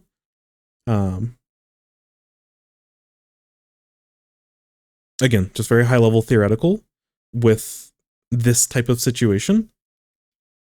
So when we look at a teammate like a Splash, like part of it is the theory and part of it is like how this person actually plays the weapon. That's something in the first 30 seconds, minute and a half. The earlier you can do it, the better. But if you can kind of like download the player, and if you grind a lot of solo queue and you like there's certain players that you know, like we looked at the roller last game, Jaw, and like if you've played against that team or you've played against them specifically, you know that they always try to just hold, like they're always going to play aggressive. They're always going to take as much space as that is allotted to them, basically. And if you can download someone, whether it be on your team or the other team, you can start thinking about the game from like their perspective, which helps a lot with predictability. You want to try to do your best to predict what your enemy or what your teammates are trying to do. Also what the enemy's doing, but you want to be able to predict like what your teammates are trying to do in any given scenario. Again, with solo queue, people are going to make mistakes. People are not going to do things that they should be doing. That's part of the frustration that people have. But we take Splash as an example. And again, we're looking at Rainmaker on Museum. So Rainmaker Museum. So in certain situations, like they have Crab. Crab is a really important special that you can use to push with. Hammer is another interesting special that we can potentially use to push. Tetra is also another forward-facing weapon. Like realistically, I would probably go ahead and just pick up the Rainmaker, unless throughout the match, someone on my team is like, you know, this specific L3 might want to pick up the Rainmaker, or maybe even the Splash. Like, even though they shouldn't pick up the Rainmaker, maybe they're just the one that like wants to pick up Rainmaker, and we can adapt to that. You know, if they've made like, make a note if they like pick up Rainmaker at the beginning, and like you can kind of see where their mind's focused. Are they trying to slay? Are they trying to like be more anchor and focus on surviving and throwing Booyah Bombs? You know, how are they situating and positioning with Crab? All these things are really important. Yeah, Cooler is really good as well. A lot of times, like, I'll try to get a Cooler out before I pick up the Rainmaker, and it's like best of both worlds. I get my special out, and I can allow them to also use their specials. But you know, if you're pushing for the first checkpoint, this Crab, if they have Crab, I'm gonna assume that they're gonna Crab top mid, because top mid is like the perfect place for you to sit with Crab for first checkpoint. If we get past the first checkpoint and we're pushing the second checkpoint, if this person has Crab up, they're going to be sitting on Spinner. And so we can adjust our game plan of like, okay, we can wait for this person to get like, Crab is probably the best special for us to be able to do anything with. Hammer can have big play potential. Reef Slider can have big play potential. Cooler kind of supports our game plan and supports our aggressive, mainly this aggressive playstyle.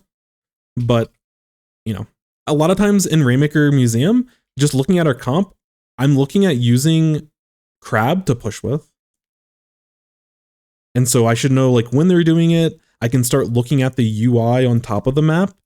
And, you know, if I'm holding the Rainmaker, I get to dictate when we push. So if I don't feel comfortable moving forward, you know, if it's a 4v4 and we're just kind of stalling on their side of the map with Rainmaker and we can't really fully push, then like I'm going to stall until we have Crab. And once I see them with Crab, you know, if they start climbing on top of the Spinner, it's like, okay, they're going to pop Crab. I should be ready to get moving. So there's a lot of ways that you can kind of like make that process seamless of like, you know, if this person has Hammer, they're probably going to look to play very aggressive. You know, that at that little window, they're going to look to like try to pop their Hammer and, you know, run at the enemy team. So if this person's like, if I see that they have special on the UI up top and, you know, we're trying to push into their plat and I just see them like, why are you swimming onto their ramp? Because you're in L3 and you probably just lose a fight running at them like that.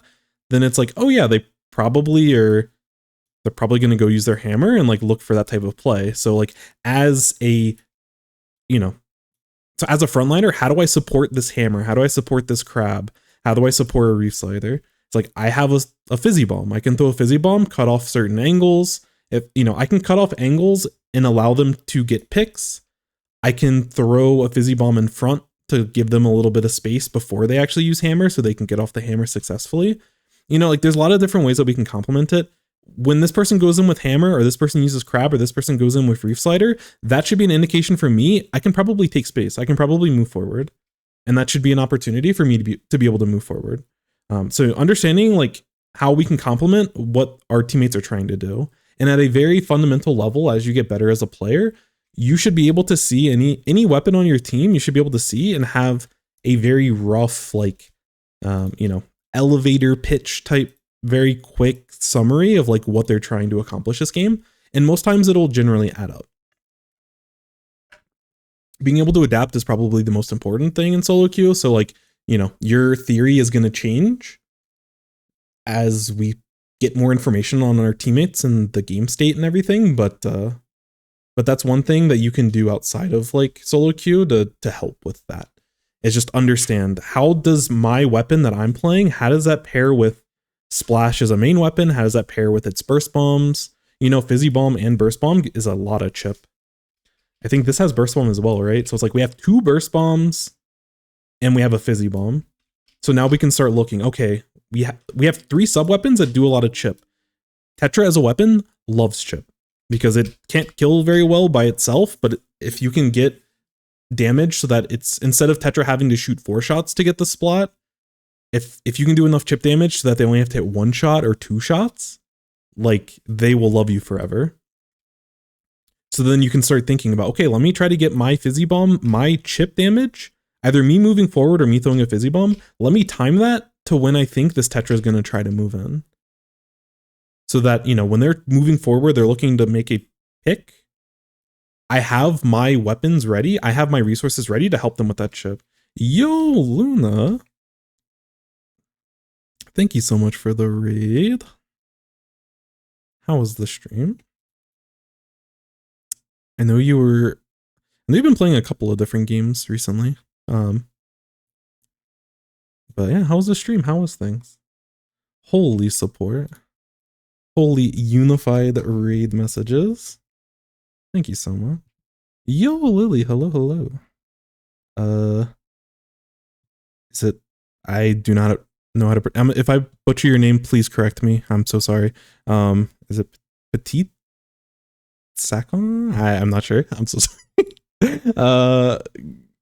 Glitch maybe or Gulch? Glitch. Welcome in, welcome in. Jazz, welcome in. Sleepless Books, hello, hello. Thank you all for joining. Beeg, welcome in, welcome in. Smasa, I think. Hello, hello. Working on art today. Nice to hear. How are you? I'm doing pretty well. We're almost at the weekend, so that means that we're almost done with the work week. So I'm very excited. It means I have time to really try to. There's a bunch of videos that I'm trying to make. There's a bunch of reviews I need to get through. There's a bunch of solo queue I want to grind. There's so much Splatoon things I want to do. And now I can have some carved out time to get back into the streams. So I'm super, super, super excited. I was saying earlier into the stream, but I'm not like sick, but I don't know. Some of the stuff I do at work, I have to like talk a lot more than normal, and I'm one that has to always hydrate whenever I talk on stream. So I might have just used my voice too much. I'm not really sure, but yeah, I've been getting through the week with Liquid IV to give me the boost of energy and vitamins that I need to stay alive. But I took a little bit of a nap after work, and I woke up and I feel like like I should probably go back to sleep. But I'm really excited to get to stream while I have some time. So, but yeah, I'm doing really well. We're going through some reviews right now. That patch is coming up soon, so I'm trying to get through all the reviews that are out there and making sure that last time there was a patch, I didn't like. There's a lot of reviews that I wasn't able to do, so I'm trying not to make that mistake again. So I cut off some of the reviews early. But yeah, in general, hello people that are here. Electrolytes and stuff. Please stay alive. Thank you. I have a Discord server that I use that I just put in the chat.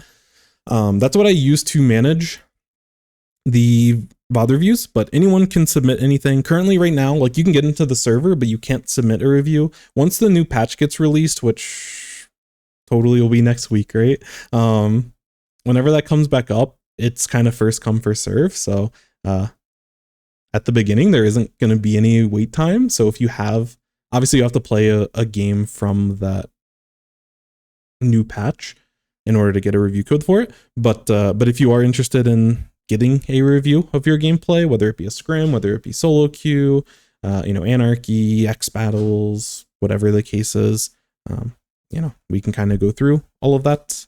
And what else? Yeah, I don't know. Sometimes we do some like open and stuff. I want to do that more and like play with you all, and do like some open rotations because it's a lot of fun. So I'm trying to manage doing more grindy stuff and still have it be educational, but yeah, in general, I just enjoy like teaching people how to play. I enjoy learning a lot. The last review we went over was really good for me to kind of learn as I was talking through stuff and really like process information. But yeah, anyways, we're just here to have a good time. Obviously, if you come from Luna's chat, you're probably pretty chill and awesome community, awesome person. But yeah, be respectful. But if you have any pushback on any feedback that I give, if you have any extra questions on things that I talk about, if you just need clarification, please ask. We're here for the long form discussion.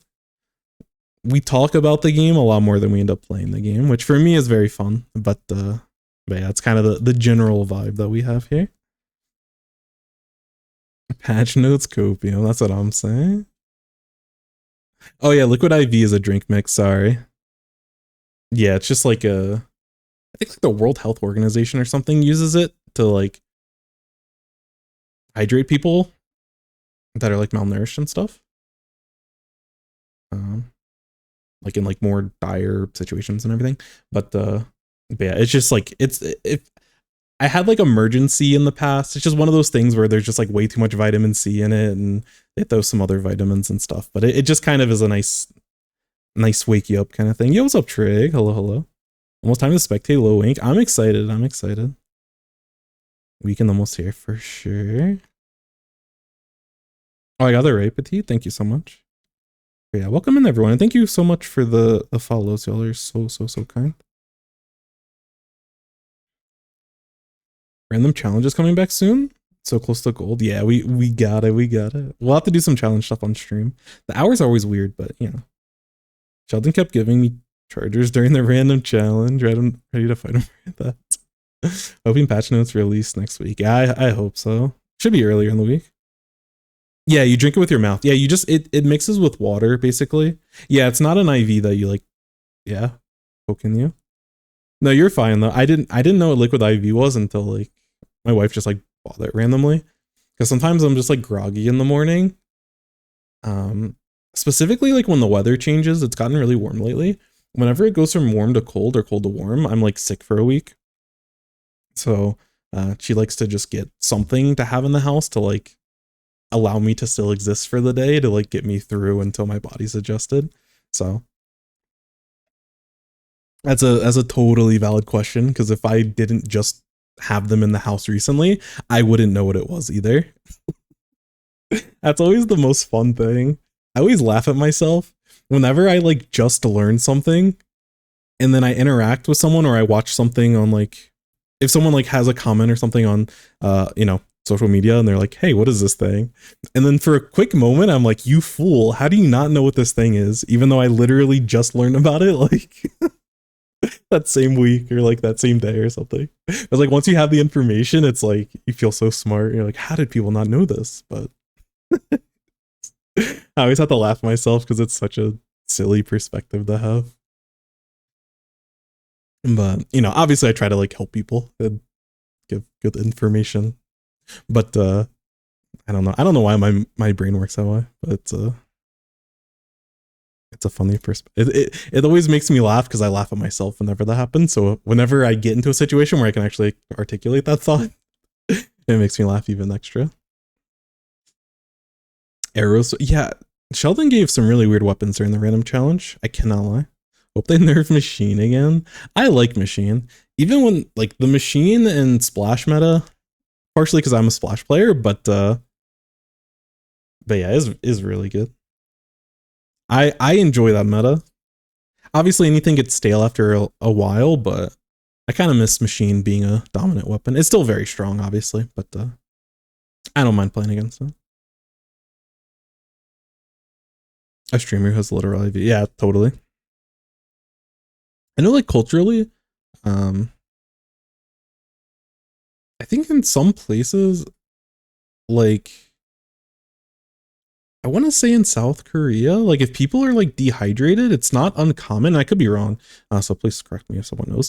But I think they, like, if they're, like, dehydrated or something, they can, like, go and, like, get an actual IV drip in them for, like, the day or something. Like, they just go in for, like, a little bit, and they, like, will get proper like hydration. And I think it's like a relatively common thing. I don't know. I've never been there, but from some of the K-pop stuff that I've watched, I haven't watched as much, or like I haven't kept up with as much recently, just as I've gotten older. But I know it's common for like if someone was like dehydrated, they'll like take them to like the emergency room kind of thing. But it's not like, I mean, it's obviously like a little bit of a health scare, but it's also like, again, common for people to like kind of get themselves back up and hydrated and everything through that process. So you're totally fine. Use emergency when going to cons so you don't get sick. Yeah, no, it I used to always have emergency, but the liquid IV stuff I think is very, very good. So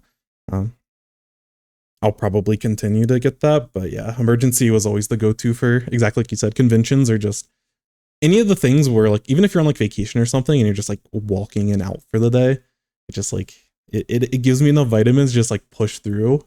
And then, you know, once I'm done with the vacation and I'm back home, I probably have a couple days to relax and rest. And that kind of just keeps me going. Enjoy the most out of this situation. Something helpful for me? Yeah, they have like different types and stuff. Like the one that we have is like specifically packed with like vitamin C, but I know they have like different flavors, and I think they have different like catering to different stuff. I don't know. I just do the vitamin C because I'm like, oh yeah, that's helped in the past. It'll help now. Bad at hydrating during the summer? Gotcha. It's been so hot. We've had like it's been like so hot that there's like warnings and stuff about it. But apparently that's just how it is in a lot of places in the world nowadays. Something our environment is getting destroyed. Something. There's probably Splatoon lore to back all that up. You've been cold? I'm jealous. I'm eating pickles and I'm dehydrated? Interesting.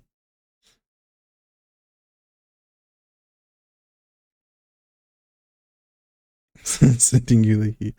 Oh, the heat will get there over time, just over the course of many years as we continue not to do. Anyways, don't want to get too political. Anyways, yeah. So we were talking before about like as a frontliner. There's a great question that Soup brought up in the chat of like, what do we want to do as a frontliner to review our own VODs, or just like I think in general they were just looking for like tips as a frontliner, but also things they can be looking at. One of the big things that I mentioned and kind of what we were going through before is being able to kind of predict what your teammates are trying to do and how we can incorporate ourselves in that game plan. So I was saying before, we can help paint, we can help do chip, we can help clear space with our fizzy bombs. So we can pair that up when Tetra's going in, we can pair that up when, we're looking to push with Hammer, when we're looking to push with Crab. We can combo with them, we can use our fizzy bomb like beforehand, and that's where we want to be really comfortable with our main weapon, with our sub, with our special, because we're going to be put in a lot of different scenarios depending on like whatever weapons are on our team and everything. The other thing that we have to think about is like predicting what the enemy team's trying to do. So everything I talked about before with us crabbing on first checkpoint, us crabbing mid, for second checkpoint, us crabbing spinner, we're playing against a splash, so we need to be thinking about that as well. Are we positioned at the very front part of our plat, like on the UI at the top of the screen? If we see that their splash has special, if they're sitting around mid, there's a good chance that they're probably trying to set up a good time to use their crab. So we should probably be close enough behind cover so that when they start using their special, we're not going to immediately get deleted. And so we can adapt our positioning based off of what we see. If we see that the Reef Slider has a special, don't be in a path to get caught up in its chaos. Playing against beacons, for example, if we wipe the enemy team, making sure that part of our process is checking the minimap, making sure that there's no beacons around us, and that if there are, we clear them out. And if we are slow to clear them out, we have to respect anyone jumping to those beacons and be careful about that. Obviously, we have to be careful about our positioning in relation to the X-Splosh in general, because if we get stuck in its just arcing, just all of its AoE and all of its paint and everything, like we're probably going to die. So that goes back to like coordinating and making sure that we're pushing in when we're complementing what the rest of our team is trying to do. So that's one of the important things. Honestly, the biggest thing that I would say, and this goes back, if you were watching Soup, if you're watching the review that we just did on that Sturgeon TC game, I talked a lot about being quick to take space when you have an advantage. And it's really important when your team does wipe to try to have a plan in mind of what you're trying to do. If we wipe them in mid, if I'm already forward, I'm not going to worry about picking up the Rainmaker to get first checkpoint. I'll let someone else that's closer to the Rainmaker do that. I'm immediately going to hold for, I'm going to take as much space as I can to set up what we're trying to do after the checkpoint. Like, can we get pop after the first checkpoint? If so, does our splash have special? Can I give enough space to the splash for them to comfortably get on top of the enemy spinner to pop their crab. And when they are setting up to do that, can I start moving forward, or can I do something with my kit to be able to support that? I don't know if you specifically talked about the weapon that you use. It might help to put some context based off of like your specific weapon that you are trying to work with as a frontliner.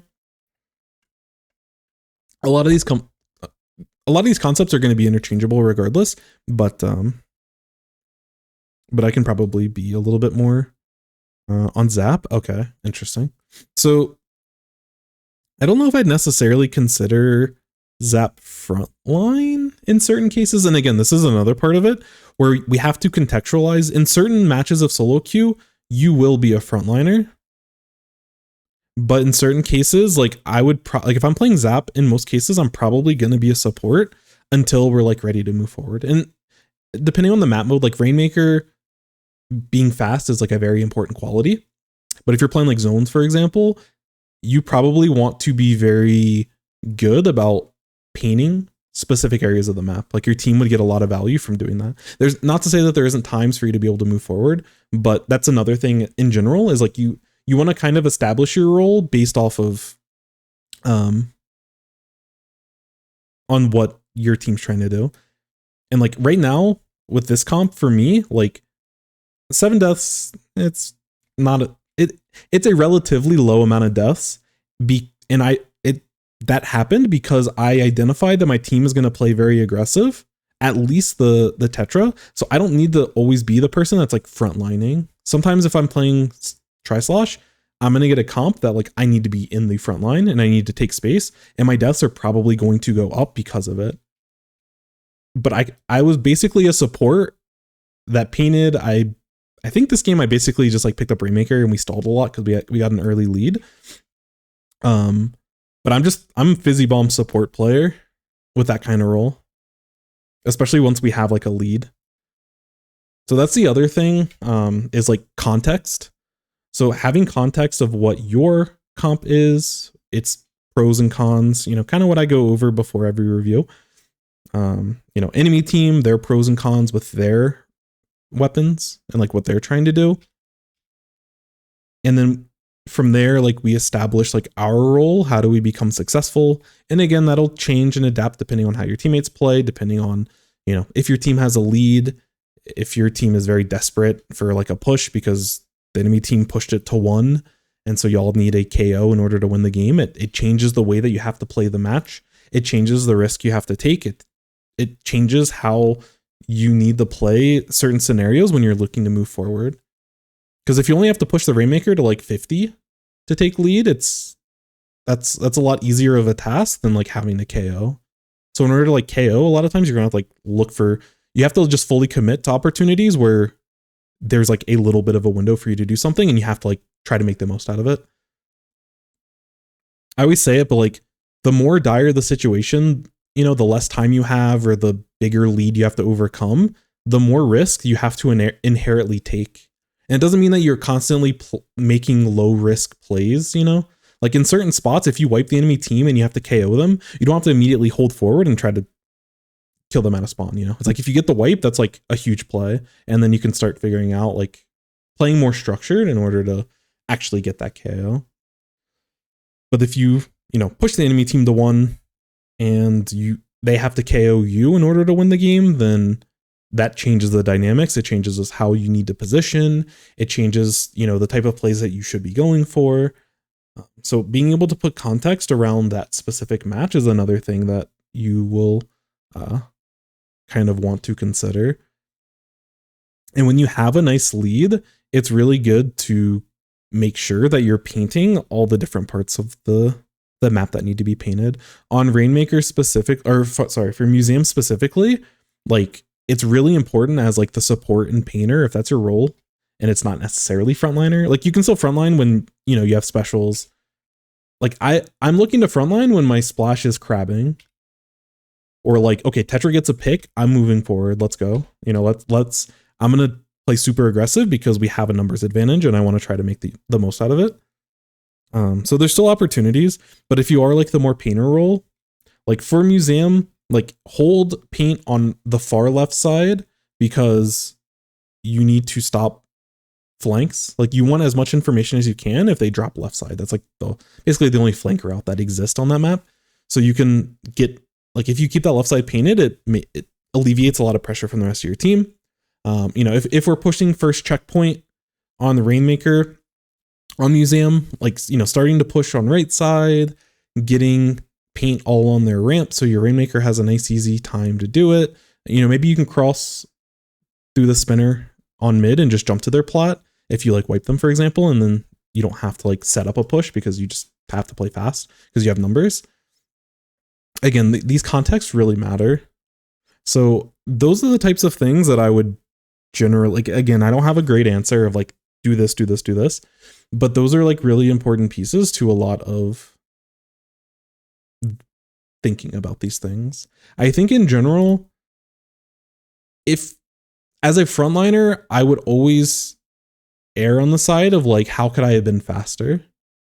Always look to increase your pace of play. And it's extremely important as a frontliner because the speed at which you play, the rest of your team is going to have to, like, they're going to, like, whatever you feed them, they're going to play around. One of your teammates may not want to, like, if you don't push up, your teammate might not push up with you to support you. And like their decision of how far they move forward is going to be dictated by the amount that you move forward. So if you are like the true frontliner and like, your intuition is telling you in a scenario, like, we can take space, we can move forward, I want to take a fight, you need to be the one to lead that charge. And hopefully you have the awareness that like your teammates are around you, but you set the pace, you set the tone as the front line. And that a lot of times that, again, like the last review that we watched, a lot of that gets dictated based off of the speed at which you're able to play. If you're very quick to react, you're going to be like, you give your team more time to do things. So I would mainly, like, I would probably focus on that quite a bit. It's just like, when we have an advantage, how am I playing? If we're at a disadvantage, am I taking enough space when I'm like respawning? Because if you're a frontliner, you're probably the first one to respawn in most cases, because you're probably the first one dying if you're frontline. So like when your team's coming off of a wipe, like, are you maximizing the amount of space that you can take based off of your positioning and based off the context of the match? Because again, if you don't take a lot of space, your backline can't continue to move forward. But if you are able to move forward, maybe Shark can get a pick, or maybe, you can hold down an area with suction bombs, then that allows more options for the rest of your team to be able to move forward and everything. There's like one last thing. Oh yeah. So this is a more general, like less frontline, but just in general, anytime that you are looking to, anytime you feel uncomfortable when playing the match, like if you feel, you don't leave, like, while you're doing the review, you can give yourself time to like contextualize what that was. But if there's ever a part of the match where you're like, I'm not sure, like in certain cases, it might be like, oh, I should do this or I should do this. I'm not sure which one. So, let's try to, when I'm playing the match, let's try to immediately like commit, make a decision and just commit to it immediately. Give yourself time to analyze that decision during the actual VOD review. Because again, if you slow down and try to like, if you're thinking, after you wipe the enemy team, if you think like, should I push spinner? Do I have enough time to actually go to their window? If you're like thinking about this and you're not moving forward, like you're going to miss out on this. You've already missed out on the window. So anytime where you have those like decision points or like, oh, my team just wiped and like the enemy team starting to push at us, I have no idea what I should have done there. And I don't know if I should have moved forward. I don't know if I should have been throwing bombs. I don't know if I should have painted for cooler. Think about those moments that made you uncomfortable. And it could have been a good outcome. I could have been uncomfortable and I made a good play. And I got like I flanked behind them and I got like a double that like won us the game. And I would still go back and say, was this the proper play? Did the enemy team misplay? Really kind of figure out those types of things. But, listen to your body in a lot of situations. If you get really panicked in a spot, if there's a spot where like your brain is like I don't know what's happening here. Then in a lot of cases, it's probably because you're not sure of like what to do in a situation. So that can help again give you a decision point of what you should be looking at. I learned my lesson on not painting with Zav being a bad so far.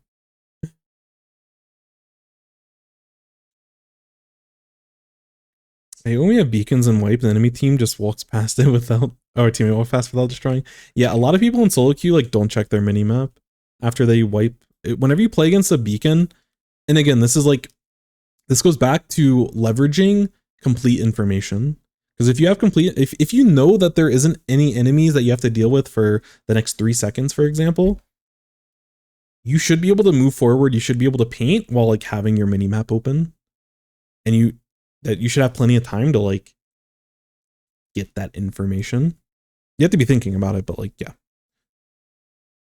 is a good point, because I get frustrated too. I kind of just expect that my teammates aren't going to check it, and I'm pleasantly surprised when they do, you know. That's the mentality I've adopted. It at least keeps me mentally in a better place when people don't do things that they should be doing. I just recently learned how to do supporter painting in Rainmaker. Let's go. Yeah, Rainmaker is also a very interesting game mode. This was like really old, but shoot, I forgot that person's name, but FLC was watching I wish I had the actual source video, but FLC has like a highlight on their channel, like their Twitch channel, that went over it, but they were going over, I think it was on Piranha Pit. It was like Piranha Pit Zones, I think. But it was like a Japanese team playing against like a Western team. And basically like some of the, I think it was like a Japanese commentator was like talking about like what the West does differently than Japan. And again, this is contextual, which a lot of it still rings true. But some of it's contextual based off of like that point in time in Splatoon 2. But they were talking about like, they went over, it was, I wish I had the source material, and because it was just like a huge wealth of knowledge. But I also think someone was like translating for FLC, like translating the video in real time. So anyways, it's a really good watch, but they talked about a lot of different things. But one of the interesting pieces was like when they described the different game modes, I forgot all of the different clarifications. I want to say that they talked about the 4 modes. They basically said that like Rainmaker is a game of speed. Like it is a mode that is based off of speed, like how fast you play. And there's like small windows for you to be able to have opportunities to do things. So you want to play very fast. And in a lot of cases, you're not focusing on like full map control because, you know, there's small windows for you to be able to do stuff. And, so like Rainmaker was like a game of speed. They also clarified Clam Blitz as a game of speed, which I don't always think about it like that, which I think is some of the shortcomings that I have in that mode in certain cases. I would definitely agree that it is a game of like speed and windows, but yeah, tower control is like, it's like the one mode that like slaying is really important. It's a mode of timing windows. Like we talked about it before, but like when someone spawns in, they're trying to get to whatever position. If tower's trying to get to a certain position, like you have like these windows that you need to move. But like slaying is a very important part of playing TC. And then I don't remember how they phrased it in zones, but basically zones is like a war of attrition. It's a war of like painting and like having full control over the map. And that's why like in something like zones, like being thoughtful about all the different areas that you paint is a little bit more important than something like Rainmaker. And if you do like if you try to overly paint in Rainmaker, which maybe this is like part of the dilemma or part of the epiphany that you had when someone mentioned, yeah, Sleepless was talking about recently doing support painting in Rainmaker. And again, contextually, if you already have a big push, you can focus on more map control. But if you do need like a really big push, if you take too long to try to paint while your team needs you to move forward so we can take points, then like you can miss out on opportunities and miss out on windows. Zones is patience, Rainmaker speed. Yeah, for sure. Clams can sometimes be speedy. They seem more methodical. Yeah, they had a very thoughtful. I kind of butchered some of. I got the general essence of it, but there's a lot more nuance in the way that they talked about it that I would recommend people go back and watch. But I don't know where the link is right now. But anyways, yeah, there's a lot of context that you have to put into all of the different games, which isn't a good answer. Like, it's like, oh, how do I VOD review as a frontliner? It depends. Like that isn't a very satisfying answer, but it does matter. And I would try to like think about those things. Think about, should we, in any given situation, should you be trying to, is our team trying to push? Is our team trying to hold? Do we need a big push? Is there an opportunity for us to move forward? And then you have to like, there's no perfect way to play the game. So there's a lot of like, you understand the context so that you can better understand the risk and reward for any decision that you can potentially make. And then from there, it's like making that decision and then evaluating, was my initial assumption correct?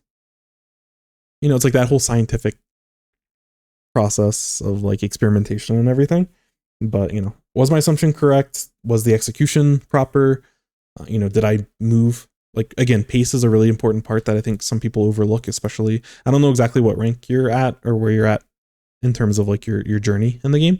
But if you are a newer player, or if you're new to like comp, for example, pace is probably the most important thing that differentiates good players by bad players, or newer players from top players is a nicer way to say it. 23,000. Holy. Steve was playing a whole other game. Let's go. No, I'm kidding. Yeah, 23 is very, very solid. I think 23 is kind of where things start to get a little, people start playing a lot smarter. Like sometimes I'll have some bad placings, or I'll have a bad, I think I was like mid 2K. Like my powers aren't amazing by any means.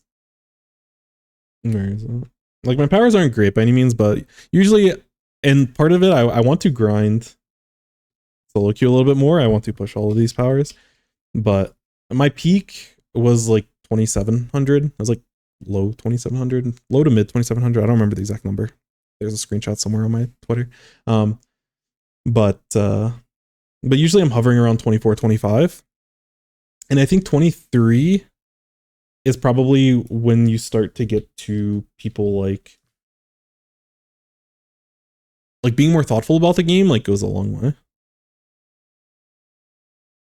And all the things that I'm talking about, like thinking about those things ahead of time, will help a ton. Like again, if you have ridiculous mechanics, like you can just be like a 3K player by never like missing a shot. Like there's a lot of room for error when it comes to solo queue. Solo queue is always about consistency. And that's why I put a lot of focus on decision making and everything, because over time you want to make proper decisions in those contexts. Splatoon's a very complicated game, so you can't just like learn. I talked about it before, but like, when you play a game of Splatoon, it's like a test that is, 3 pages of like open-ended questions, or like, it gives you a prompt and there's like 7 questions that you have to like either do a bunch of equations or you have to like write out a bunch of stuff depending on the subject. But there isn't like a correct answer. You can't like learn the game and like be able to take like a multiple choice type of test. So anyways, I hope that helps. If there's anything specific, I would be happy to analyze it, but it's a really good conversation to have. I don't have like the perfect answer, but hopefully the next time you go into games, I hope that it provides you a little bit of clarity and helps you pinpoint it. The other thing I would say, just from someone that does like a lot of other reviews, someone that watches a lot of other people play the game, you're not always going to, this is where you have to have like a very open mind and be very flexible with how you're thinking about the game. A lot of times I will, like my flow when I'm like trying to improve at the game, if there is like a top player that has YouTube videos, that has, streams the weapon that you're playing, if you can take inspiration from them, like I'll watch. So I play a lot of like short range shooters, and like there's a wealth of top JP players that stream their rotations, or they stream scrims or tournaments. Clicks, Kurokuro, Melon, there's a lot of really good Splatling players as well. There's a niche for different players. There's some good charger players and backline players. So if you can find the person that plays the weapon that you're trying to play, there used to be some good bucket players, but I don't know if they still play the game at this point, or if I don't know. Sometimes it's hard because like I don't know Japanese, so it's hard for me to like find certain YouTube channels if I don't come across them on like Twitter or something. But anyways, if you can find someone, watch their gameplay. Don't watch it for entertainment. You can watch it for entertainment, but if you're trying to actually learn the game, don't just like watch and like just enjoy yourself. Like take a moment. Sometimes it can be hard through Twitch's interface because Twitch is funny. YouTube's live streams are a lot nicer, so if you can find YouTube, whether they're live or it's a video, you can like rewind very easily. But you want to kind of like pause, like I pause the game in a lot of situations. For the most part, like the more I watch them, the more I understand a lot of pieces, but there'll be certain spots where I'm like, I don't know what I just watched. I'm going to rewind 5 seconds and I'm going to like kind of slow down and like figure out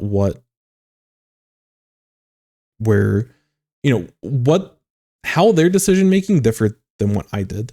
So I want to try to play I want to backseat their gameplay, and any time that their decision differentiates from my own, that's where you have to start thinking, is my play wrong? Is my play suboptimal? Am I looking at this differently? Try to like get into the mind and understand the decision making of why they're doing certain things. It's hard because it's a lot of like that whole researching phase.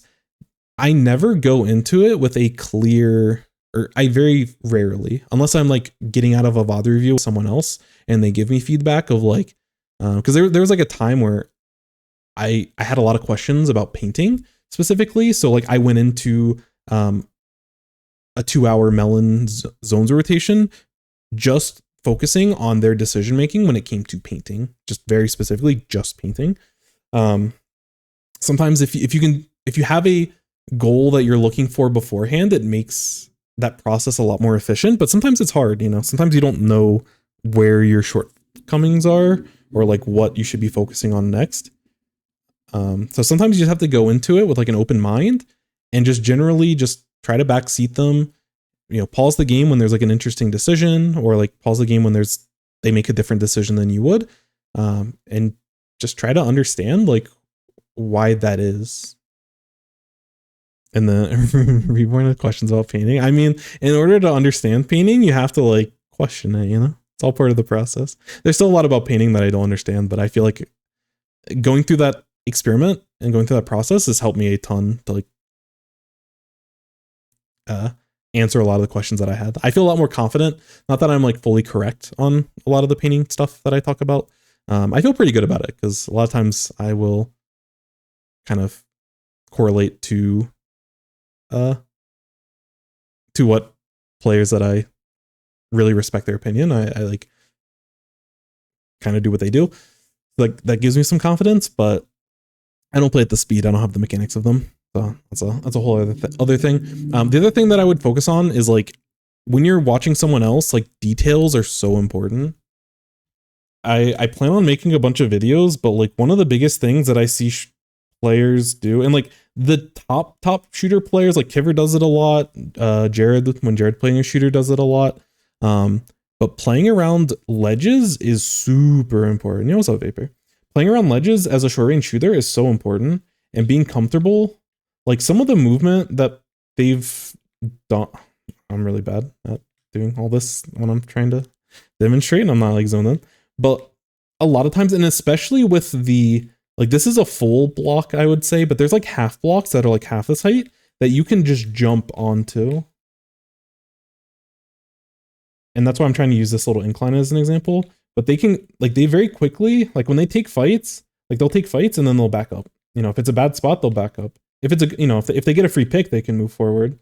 But they're always, like, if you watch like Chocopero play, if you watch Melon play, if they're taking a fight and they're unsure of the outcome, like sometimes you have to move forward and just commit to it. But if they're just like kind of poking at someone and they're not willing to like risk their life on it, they're always playing around ledges. And it's so important, like what I was talking about before, if you're playing around an enemy crab, if you're playing around, you know, enemy specials, like an Inkjet or something, like if you're sitting out in the open, I'll use this block as an example. So say that this person right here is like trying to crab, you know, like if you're taking a fight here and they pop crab, like you're done. You're donezo, because like you can't back up in time. You're gonna get one shot and deleted.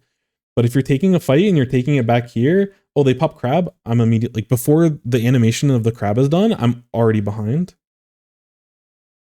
So like notice those little details and try to make sense of it. Try to figure out the, you know, fine tuning of like their mechanics, how people strafe, how people play. That's something that there's a lot that you can appreciate. But I would only, in terms of the nuance, I would only do that for like the premier players. This is no, I'm not trying to call out anyone in any of the communities. I think, you know, I always try to appreciate the beauty in the way that anyone plays the game. And there's a lot of parts of a lot of people's games that they do stuff really well. But unless you're watching like a Western champion, like a Kiver, a Kyo, a Jared, unless you're watching like a top player, there's still plenty of people in +3, +2, even +1 that they're not as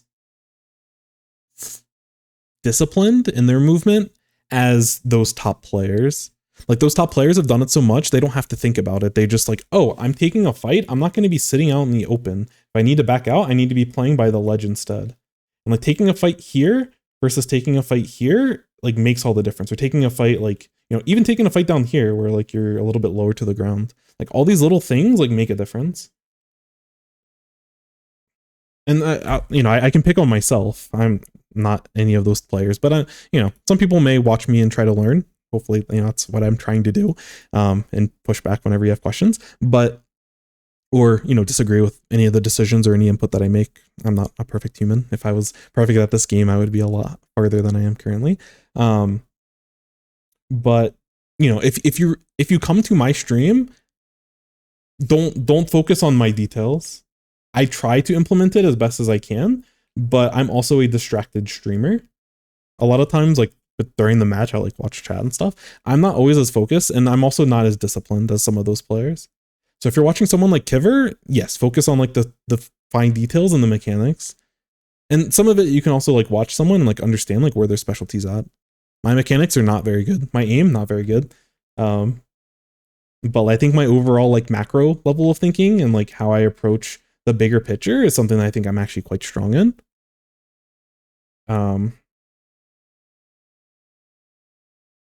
So I think there's certain parts of that I actually think I am a pretty solid resource. Am I the best? Absolutely not. But I think I am a pretty solid resource on certain parts. So again, the whole context of that, like there's a context to watching other people, like there's a meta of like how you should be watching different players' VODs and stuff. I think the other thing is just ask questions. If there's things where, you know, you go back to a VOD, you're looking at it for like 15 minutes and you can't, you know, there's a decision you don't know the right answer for, and you can't come to a clear decision after 15 minutes, submit a review. And that's why we have like the notes section in the review, where like if there's a specific part where you have that weird decision point, definitely give us that, you know, try to find, like, part of your job is to figure out the parts where things feel uncomfortable. Figure out the parts that need a better look. Because if you go to someone and you say like, oh, like, look at this game for me, like, I probably can't break down the most important parts that you come out of the game playing Like I have a different perspective when I look at it versus like your perspective, which is helpful in its own right. But your perspective, like if there's certain questions from your perspective that you want answered, be specific when you're having someone else review your game. Because it makes my life a lot, like I can answer your questions. I can be more, like my review can be more helpful for you. Because if I just generally say things, like there might be parts where it's like, yeah, I already know that. Why are you going, why did you just spend 20 minutes on and go on a tangent for this thing that I didn't need help with? I get that. You know, it's like I have a different perspective. I don't know. So I'm going to be at, you know, I'll try to be as specific as possible, but like I'm going to generally talk about these different things that I think are important. But if there's something very specific that you would like to investigate more, then I can speed through all those parts or just skip them outright and like spend an hour on this decision point, probably not an hour, but like, you know, 20, 30 minutes on a very specific decision point, so that you are better prepared the next time you find yourself into that situation. So details. Let me catch up real quick, and then I wish I could get back to X. We'll get there. Lost a rank up last night. Oh, feels bad. Towers and clams, all I play.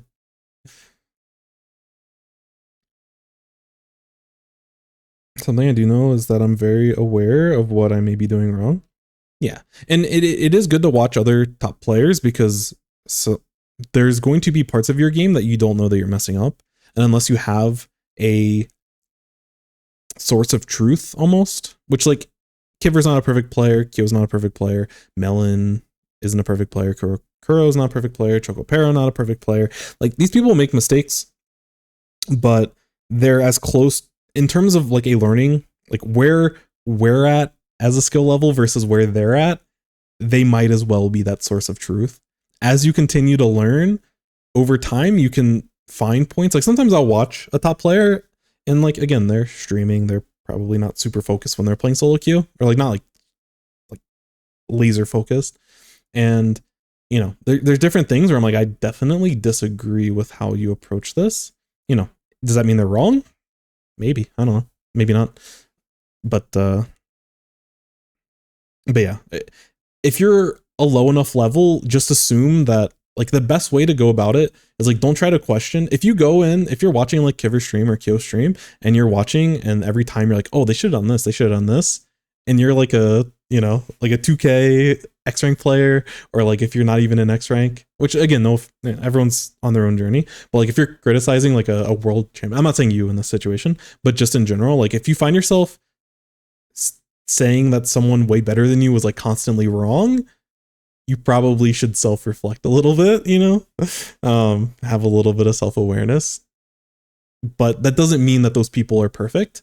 But if you are, like, unless you're at their level, just assume that everything they do is correct, because probably 95% or more percent of the time they will be correct. So, you know, it doesn't mean you shouldn't question them. It doesn't mean that, you know, you shouldn't ask questions, but something to keep in mind. Are you a world champ because you're so yeah, those are things to think about. Where are my top stringer players? I don't know if there's a single stringer player. There's people that play pocket stringer. Sometimes I'll watch ballpoint players and they'll play stringer for a couple games. I'm like, that's interesting.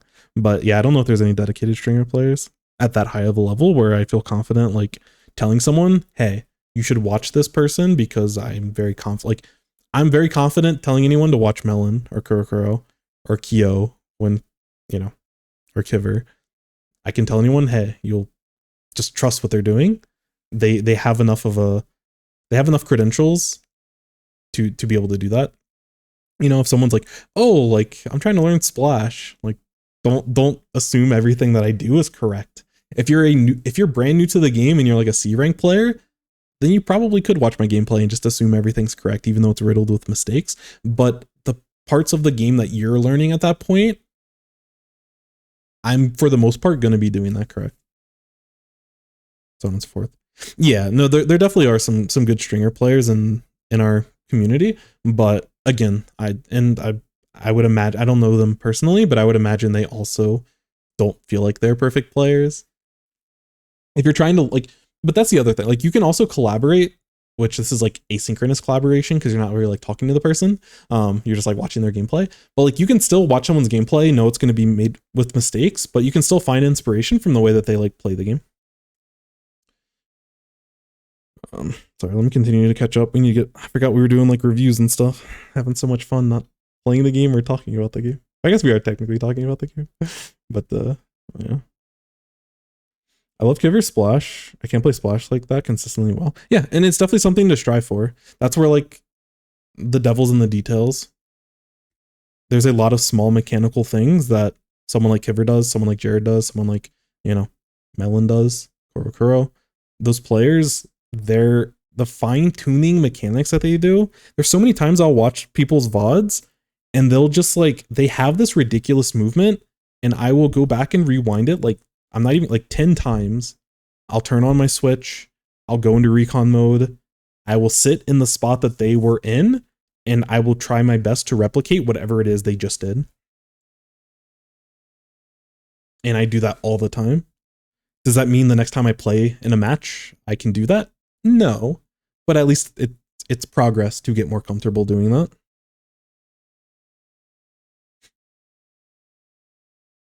Feeling called out every time you mention not watching Splatoon content for entertainment. I mean, there's a time and place. If you're trying to learn the game, don't watch for entertainment. You know, don't be sitting in Twitch chat and like, you know, getting caught up in the moment. Like if I'm watching a tournament and I want to be entertained, like, you know, I'll type. Yeah, I'll get hype with chat while I'm doing it. But if I'm trying to like learn and pick up stuff, like don't waste your mental energy on all that stuff. It's just gonna distract you. Because a lot of times you really want to be able to pause gameplay. It's hard to watch something for entertainment if you're constantly pausing it. So it's just like, it's a bit of a mentality shift. But I feel you. There's a time and place for you there. If I stream the game, I'd be make painting the word. Oh no. I'd be gone immediately.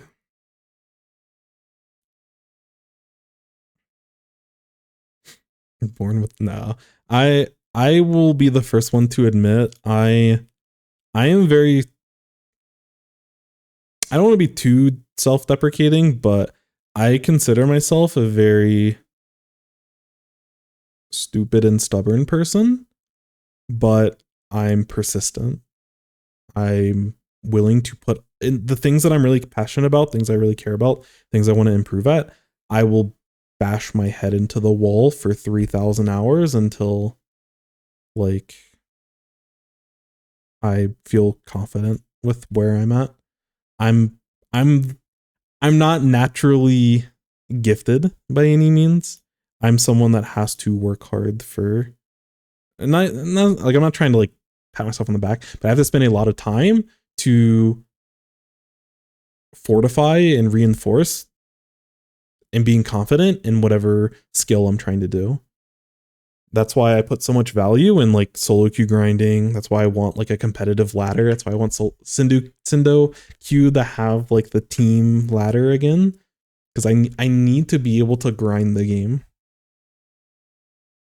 I don't want to just like play tournaments or something because I can't improve in like those small windows. I want to compete in tournaments, but I need the grind. I need to be able to, at any point of the day, anytime I have free time, I want to, you know, if I have an hour of free time, I want to spend that hour watching a VOD. I want to spend that hour playing the game. I want to spend that hour doing something in order to continue to improve. Because if I don't do that, I will fall behind. That's just the type of person I am. And part of that as well, like just being very reflective and being very honest with like yourself helps a lot as well. You know, like if I want my mechanics to be sharp, I need to like a week in advance. And like part of it is like you should be working on your mechanics every single day so that they stay sharp. But, you know, let's say I'm doing a bunch of reviews, I'm working on the video, I don't have time for Splatoon. For like a week, if I want to play well in a tournament mechanically, at the end of that week where I can't really focus on playing the game, like it's just not going to happen.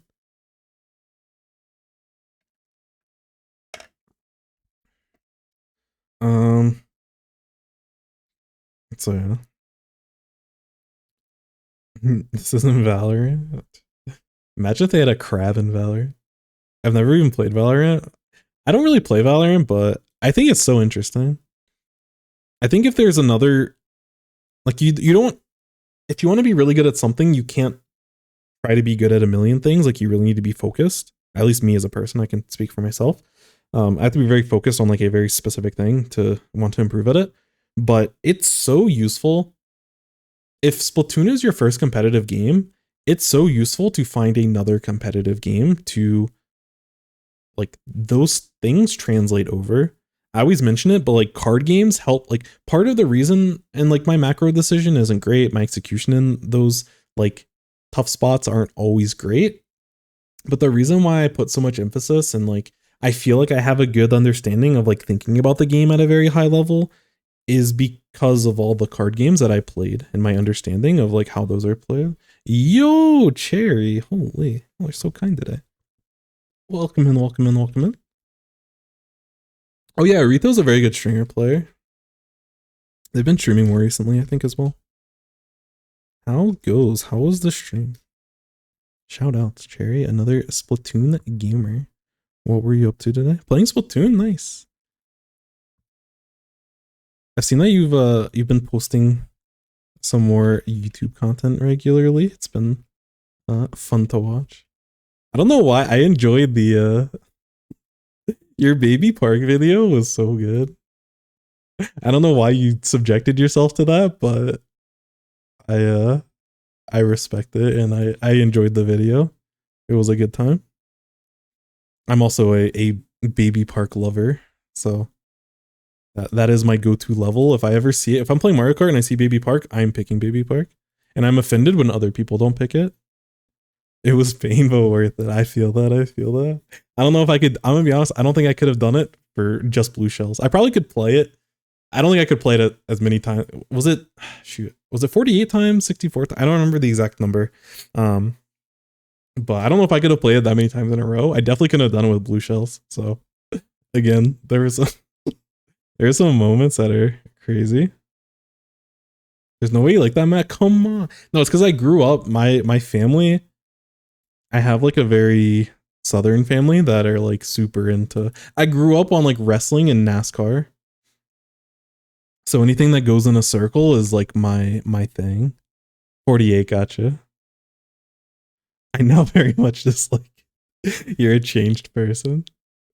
But I hope it was well. How did your stream go? What were you up to on the Splatoon part of everything?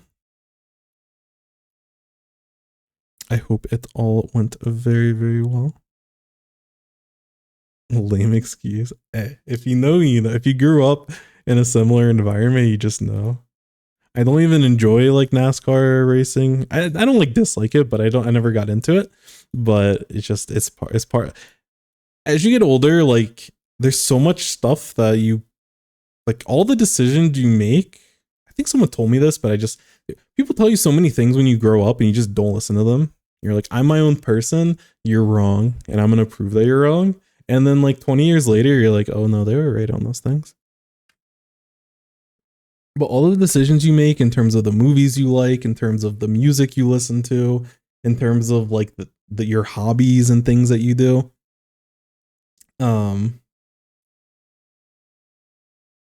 those all stick with you. You're gonna be nostalgic for a lot of those things as you get older. Whether you like them or not, they still will bring you back to like good memories and everything at that point. Oh yeah, sorry. While I'm talking, let me pull up the next review so we can get that going. Because while we do probably have another week at the rate that I'm currently going, we may not we may not make it through all of these. Wait, what review did we just do? Oh, that was oh yeah, that was something separate. All right. Anyways, get into the next one. Yeah, I hope your stream was well. Thank you so much for the raid. And like I said, Cherry, very chill, very entertaining.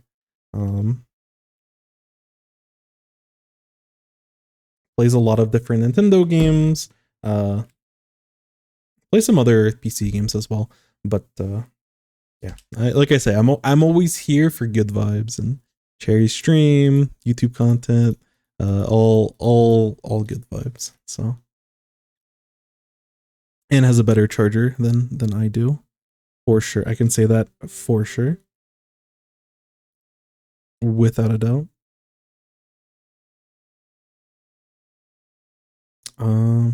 Did I just download something? I'm so lost. All right, Flounder. Ooh, okay. Like I said, you're my favorite person if you submit a Zones review. Don't make the rules. Oops. Right. So we will get into it. Let me update the player info before I forget. We're just going to use their in-game name. I've started doing that just so it's easier to follow when watching. This is a Light Tetris. And this is series. They said S+0. And then their general notes that they had: how do I prevent matches from turning into almost impossible struggles to win? What could I have done better? Nice. I actually really like that perspective. I like that question. Usually it's decisions that happened 10 seconds, 20 seconds, a minute before, but yeah, I always, it always helps me, both because like the questions themselves are always really good, but the other part of that, like giving additional notes, like helps me understand like where people's brains are at when they're submitting reviews. It helps me better understand your perspective when you're going through stuff.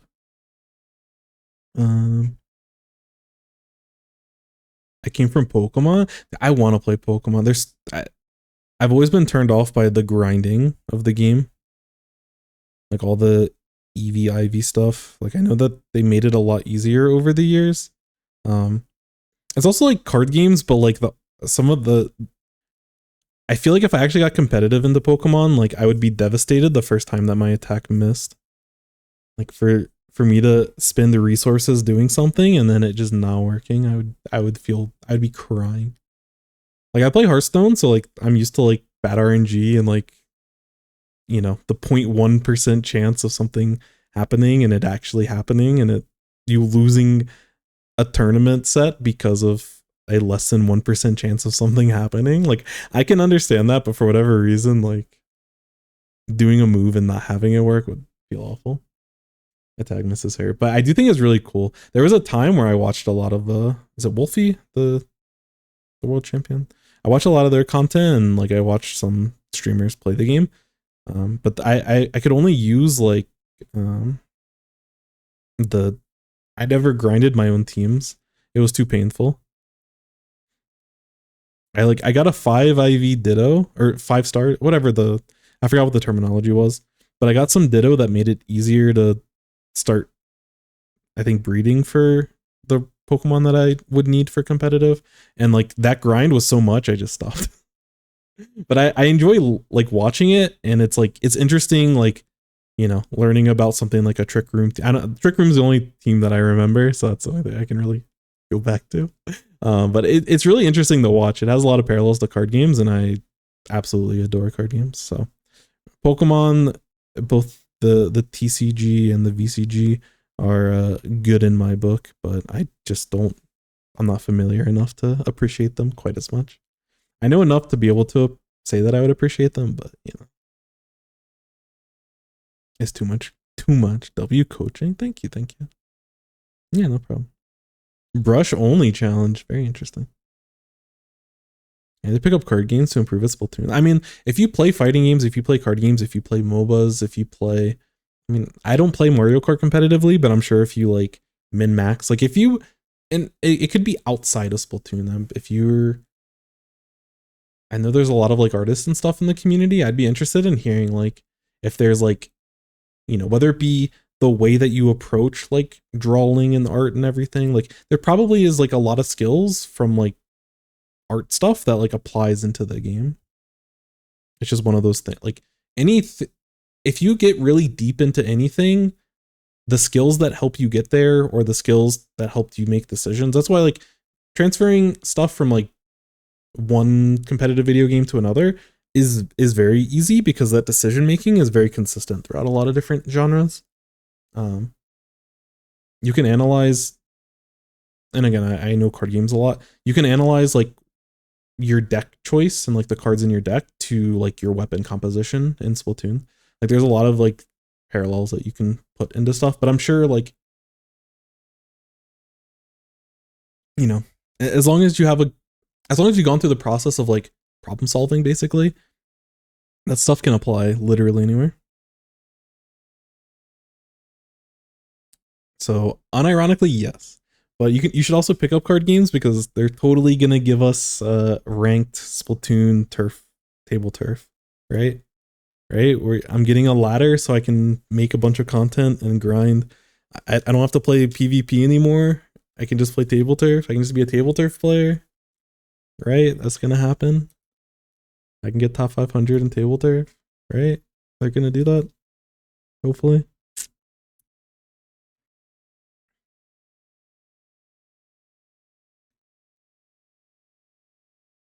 Sethu's the one to watch because they're looking at a project with a friend. Yeah, Sethu's a really good player. Can I see your splash gear? Oops. Honestly, my gear is not. I have like I can talk through like the different pieces of splash gear, but I don't know if I have gear that's like you should definitely copy this. I think Splash is one of my favorite parts of Splash is that you can really pinpoint like if you want to be very fast and be more Slayer-y, you can adapt your gear to that. I've always enjoyed the sub power up. It's part of the role that I kind of established, especially playing with like a backline and playing with a charger so much. Just prioritizing staying alive and prioritizing space control. I don't always use sub power up in my builds, but there's a lot of matchups that get a lot easier when I have it. So there's a lot of trade-offs that happen with it. I can go through it if I remember after this, but you can ignore that comment. That you're fine. If there's something specific you're interested in, I'm more than happy to go down that hole. I like seeing what people run as the game changes. Gotcha. Yeah, honestly, I've not kept up with builds. Certain modes, like depending on the mode, I'll either like stack up on special charge.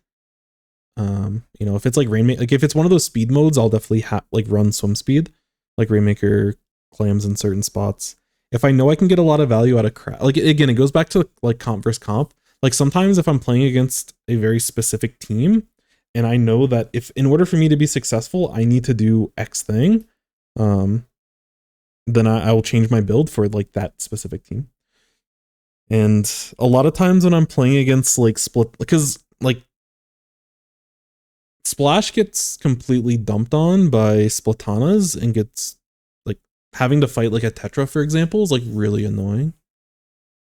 So a lot of times if I play, like if I see any of those weapons, I focus on that. That's why I just enjoy sub power up, because the extra range with the burst bombs helps fight for certain parts of the map, and it also combos really well with like getting a lot of value out of crab.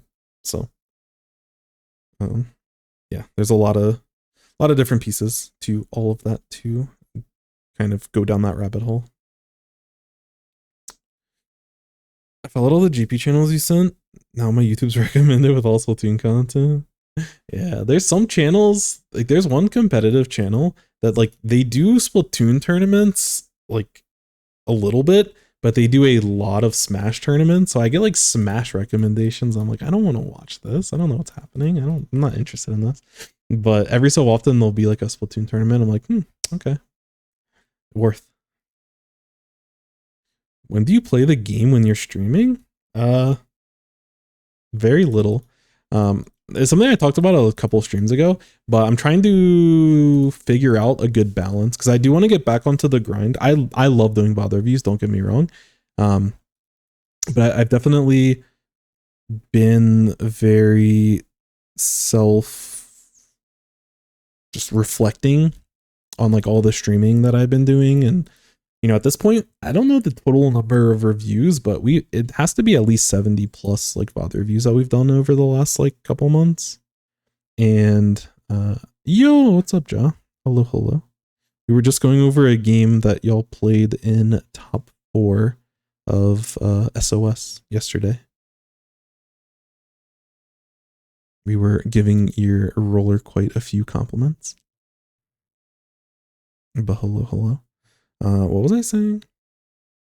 Oh yeah, I'm trying to figure out the balance because I want to incorporate more.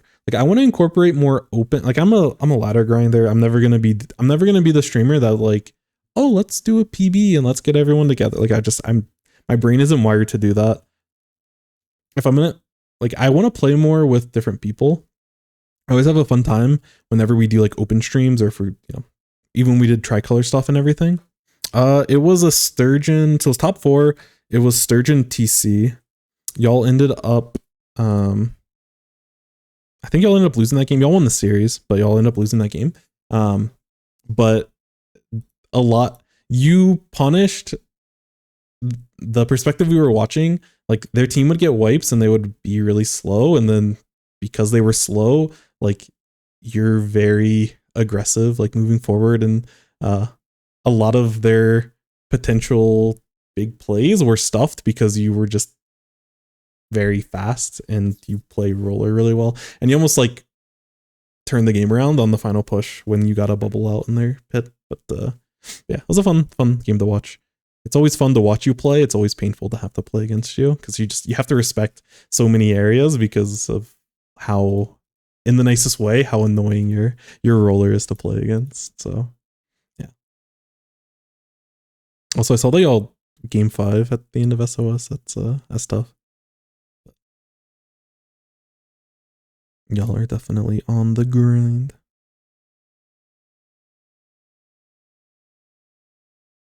Mm-hmm. Yeah, for sure. How has everything been? I know that did you get all of the stream stuff figured out, or was there still like some issues and everything? I feel like setting up for like initial streams is always the worst. Once it starts working, it's like fine until it's not, but this is a problem with all technology. But like just getting stuff situated and everything, there's just so many points of failure. It's such a pain. Invest in the replays feature in the NSO app. Unless you like typing it out. The only thing is that it forces other people to have to do it. I'm okay with typing it out. Again, I come from a time where, which I'm not as fast as I was back in the day, but back when I played like on the Xbox 360, I would send like, you know how long if I ever say anything, I just say it in the longest way possible. I would type out like 5 messages worth of like text to people to like answer questions or to like, you know, because back then like there was no Discord and like people didn't really use Skype at that time. So if you were gonna have like Discord type conversations with people, you would do it through through like the message stuff. So anyways, I got really fast at like typing stuff. So again, the things that you do when you grow up are the things you get nostalgic about when you get older. So every time I type in a code, it brings me back to better times. It brings me back to better times. Copy and paste the replay code into the reply. Oh yeah, I could do that. That means I have to like pull up my phone. Maybe, you know, I'm not going to say objectively you are correct, but I'm probably still going to be stubborn. I did consider myself stupid and stubborn, and this is the stubbornness coming out of me. We used to send our replay codes via message. Come on, dude. That's how we That was the netcode back in the day. We would input our decisions via carrier pigeon and play the game over a long period of anyways. Yeah, let me catch up with chat real quick so we can get into it. Every time I'm like, okay, we're gonna get to like 5 reviews, and then I just get on a tangent. It's so much fun though. I always enjoy it. This goes back to what you were saying, Soup, like, and I never even answered that question. So I want to do more open. Like my goal is I want to continuously do reviews basically every stream, unless I'm like pinched for time and I want to do something specific. But in solo queue, if there's ever like a zones, like if there's ever a good rotation, I want to kind of stop what I'm doing and I want to focus on grinding that.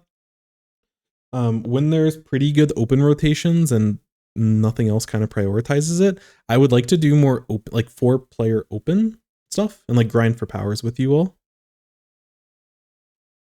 So yeah. Oh, sorry, I'll catch up with your message, but I'm like, I can scan it a little bit. Is it Michi? Michi? I'm not really sure. Are they, I know they're the Squeezer player. Are they like full-time on your team now?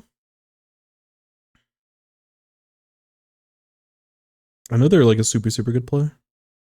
I'll get back to the full thing in a second, but there's a light Tetra VOD. Let's go. That's my niche right here. Top 5% light Tetra player. Nintendo said that. They said those words. Full time on my team as a machine. Oh, okay. Gotcha. Oh yeah, they did play machine in that. Wait. I forgot. Yeah, they're a machine player. Or they played machine in the replay. I just know them in solo queue as the squeezer. I prefer that feature too. It's nice when you can just click the button, but yeah, I can also copy and paste. You're not wrong. Not biased, by the way. The only problem with that, if you copy, is there a good, like, I think on the Discord app on mobile, like, if it's not a separate message, if you copy a paragraph of text, like, you can't just isolate the review code, which I could change the structure to do that. And maybe the title of the post, if it has the review code in it, I might be able to take it. I don't know. It's too much. It makes my brain hurt thinking about it, so I'm just going to keep typing it in. At some point, it probably would make more sense to be efficient like that, but if that's where my lack of efficiency is, which it certainly is not, then I'm doing way better for myself. I'm living my best life, if that's if that's where I need to focus my attention.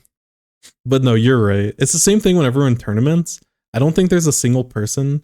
Sun always creates rooms through the NSO app. I don't think there's been a single time that someone's ever actually used it. It saves so much time. It's so fast, but like the community just never uses the app. It's so frustrating. For the most part, most teams are pretty fast, but it's frustrating when someone takes forever with like pools, or you know, you have to like remove friends in order to make space and stuff. And it's like, just click the app. You don't even have to type in a password. Just press the button. We've done all the hard work. Just press the button. I was gonna go to bed. 4 a.m. isn't a good time for big things. Oh no. Okay, I'll speed up. If you want to watch this review, we'll speed up. Measure the win. People who max IV breathe for shinies are built different. Oh yeah, shiny stuff is fun to watch, and like people make videos and stuff on it. I can't do that. I don't have the dedication. I will say, when you finally find, like when I finally found that Ditto or whatever, it was like the best feeling. So I can imagine if you finally get the shiny, it's probably so satisfying. Art skills apply to the game, a lot of mirroring. You see someone you admire, you pick on stuff, on how they do stuff. That's a very interesting perspective. I really like that comment, Fizzy. And I wouldn't have thought about that. I was thinking more like technique stuff, but yeah, no, the mirroring and, you know, finding inspiration from other people, that I did not think about that. That's so true. I was like seeing, oh yeah, we talked about Pencil on the Rise. I don't know. I'm not sure where Pencil is, honestly. I think it feels impactful in a lot of spots, but I think I'm like over the hill, and I could be wrong. Like when Pencil first started seeing play, I thought it was very strong. I think I've gotten to the point, I'm back on like Pencil isn't meta, it's a lot, like it deserves more respect. And from a comp building perspective, where we're at right now with Cooler and Inkjet and everything, like being able to open up a slot on your in your comp, like if you already have Cooler figured out by like that backline type player, it adds a lot of flexibility to the rest of the comp. So it definitely has a place in the meta. I don't know if it's the meta necessarily, but you're not wrong. I learned how to read Tetras really easily. Yeah, over time, the best way to fight a Tetra is just like ignore it. And especially like a lot of Western Tetra players, they just exhaust a lot of their rules. Like if you don't engage with them until they like just wait for them to use all their rules. Obviously like the top Tetras are like really good Tetras really make you work for it, but for the most part, especially in like the level that I'm at competitively or like the level I'm at in solo queue, like just wait for them. Like if you're patient enough, you should never lose to the Tetra. Theoretically, that's not how it should work out, but just the way that people play the game, that's usually how it works out.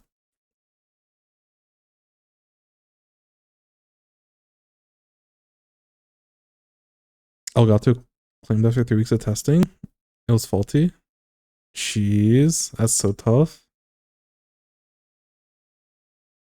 I didn't have too bad of a time with their customer service, but technology companies, like a lot of them have really bad customer service. There was I bought a pre-built PC, and I had to do some customer service like inquiries and stuff about shipping.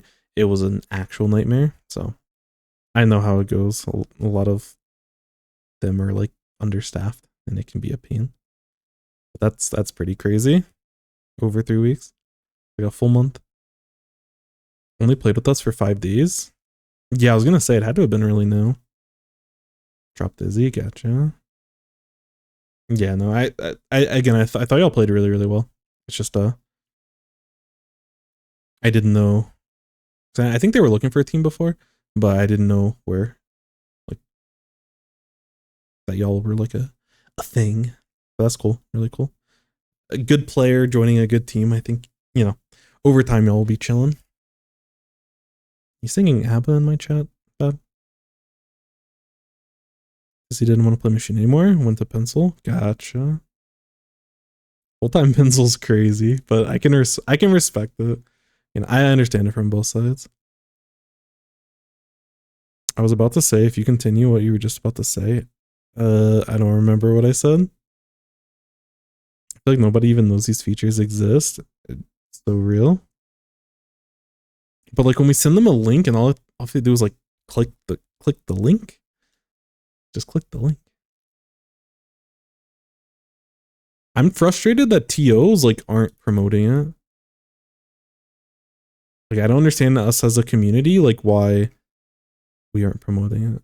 I was always so confused when they first showed off the replay system. I was so confused why like and maybe I'm wrong, I don't know, but every TO said that it's going to take longer to do the link than with friend codes or with pools.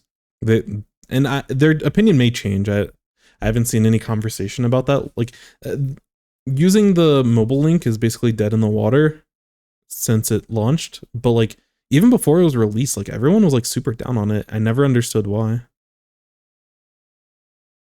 It didn't make any, like, it doesn't make sense. In practice, it's so easy to use. Like maybe people are trying to factor in time of like, you have to like find a way to click the link on your phone. Like people complain about like Battlefy app and stuff, which like if you're on your PC using Battlefy, just copy it to somewhere on Discord and just use Discord on your phone. The other thing is like you can use it, like I only use Battlefy, like I use it on my PC, but if a lot of times I will use it on mobile just through a web browser, and it's like not a problem at all. I don't know. I think every TO, like I don't know. They'd have to revisit. I'd have to ask them, which I'm not going to, but they'd have to revisit their comments. But I was always confused on why they all shut down the idea of using the codes or the link. Sorry, it's so much faster. It's so much faster. Like it probably takes, like in the short term, it's probably a little bit more annoying because you have to like do something different and people hate change. But once you just like have your phone on you, if you're going into a set and you're like, hey, I should like have my phone up because I know that I need to press the button, it's so much, it's infinitely faster than anything else. And I don't know why people think otherwise. That's my gripe.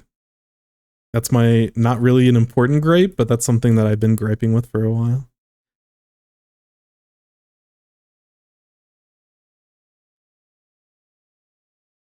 I mean, if you're about to say X times code equals Y phone app transfer to the terminal box. Oh. Yeah, that's too in depth with Pokemon. I don't know. Watch the replay challenge. Literally impossible. All right, we're back. All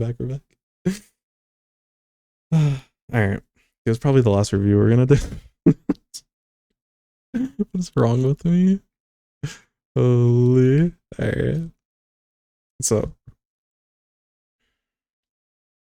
yeah, this is a solo queue game. We are looking at. Oh yeah, there's a roller. But we're looking specifically at our light Tetra friends, which we are playing with our roller here. Zones Flounder, a lot of people hate it. I think it's okay. I used to hate it. I think it's fine. Flawed, but I think it's an okay map mode. Not wiping is because retakes are so hard on this map. Because mid is highly elevated and your retake area is not elevated. It's very frustrating. But like wiping on this map is like really bad. Like it just changes the way that you have to take risk and you have to approach risk taking. Because wiping is like a fatal mistake, effectively. So you have to be careful about that. But yeah, our comp, we have a nice mix of things. I'm not gonna say it's the best comp, but it is. We got a little bit of everything.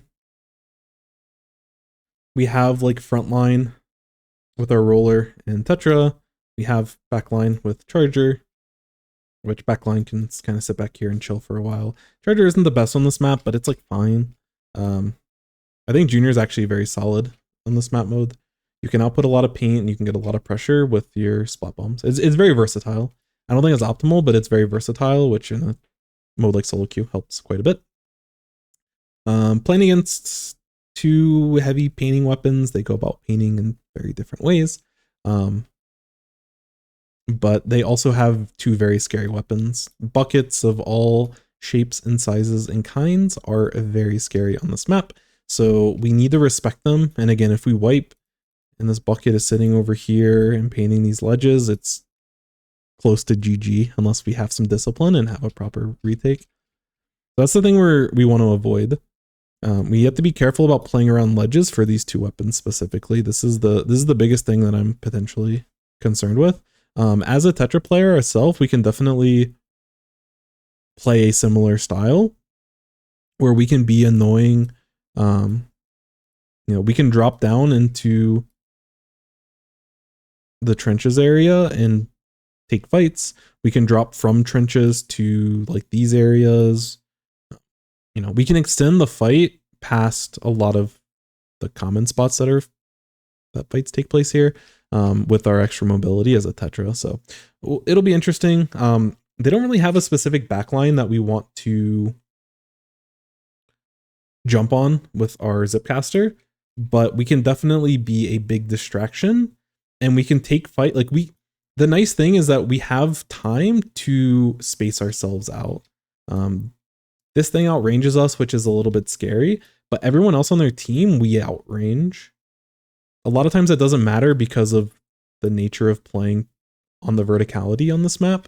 But if we can take proper spacing, positioning, if we're patient enough and we we try to set ourselves up for success, Zipcaster can really help us with our spacing and coming up with creative positions to find a way to find an advantage on a longer range weapon like the Mini, or to just ensure that we can take these fights very safe. Is your cousin's review? Nice. Let's go. So Yeah, their team has a lot more aggression than us. So if we're gonna move forward, and this is what we're talking about with like frontliner stuff, see if we can pair up, like time our pushes with roller, time our pushes with bomb spam. Our charger actually also has a splat bomb, which is really nice for this map. But try to see if we can work with our team, you know, play out in the open and just survive to work with charger in certain spots. Push up when we have bubbles down, which we have double bubble, which is interesting. But we have a lot of splat bombs. So honestly, I think our comp's okay. We just have to be very careful because this is like, their team is like very chaos focused with like Reef Slider and just these types of weapons. So we don't want to be caught into their chaotic nature. Special Hunter feels like Chichiko next. You're not wrong. It's our specials aren't ideal, but the style of play where we just need to like fend off these people and just space these, especially these three weapons specifically. If you think about it in that respect, our comp and our specials actually do a good job of complementing what we're trying to do in this match. But on average, these specials are not good. You know, it's good to differentiate between the two, but yeah. All right. So first thing I want to say with our opening, and there's a lot of different ways that we can approach this. I don't know if I would necessarily like, and again, not that what you're doing is bad, because I think dropping into trench is fine. I do think if you did want to, if you want to play in the trench, I don't like just immediately jumping off. I'd rather just swim forward up, stay on high ground until you know it's a good time to drop. You know, like you're kind of like showing your hand, like I was talking about information and everything. And like part of it is information of like, you don't want to give up information, but you also don't want to give up advantages that you potentially have. And there's like, you know, I don't really know a good analogy, but like if you think about like potential energy and kinetic energy and everything, it's like you have a lot of potential, which I guess is also true for potential energy, but there's a lot of potential and opportunity. There's more options that you have when you hold high ground. Once you drop, you've limited a lot of your options. That isn't to say that this option itself isn't bad, or like it's not to say it is bad, but I don't think we need to give that information away. I would rather us stay up here because there may be an opportunity to push through grade up top. There might be an opportunity to drop. And like in certain spots, we may want to drop down here. We may want to drop into the pit. We may even want to rotate around here. But I feel like we don't really get any information before we just start making these types of decisions. And I think we can slow it down just a little bit. The other thing that I would mention when we are going for this type of play is I would rather us slow this down a little bit and find like a good opportunity. Figure out what it is that you want to commit to. If you want to help this over here, then probably would want to play over on the right side. I think we end up trying to jump on this mini. And if we want to go for this play, then I would probably recommend jumping on this wall, climbing up here, and then like rolling around back here. Take a nice off angle on this person, and you're like less out in the open.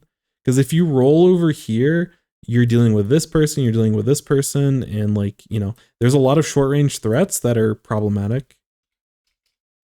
Especially in the opening, there's zero paint in this area.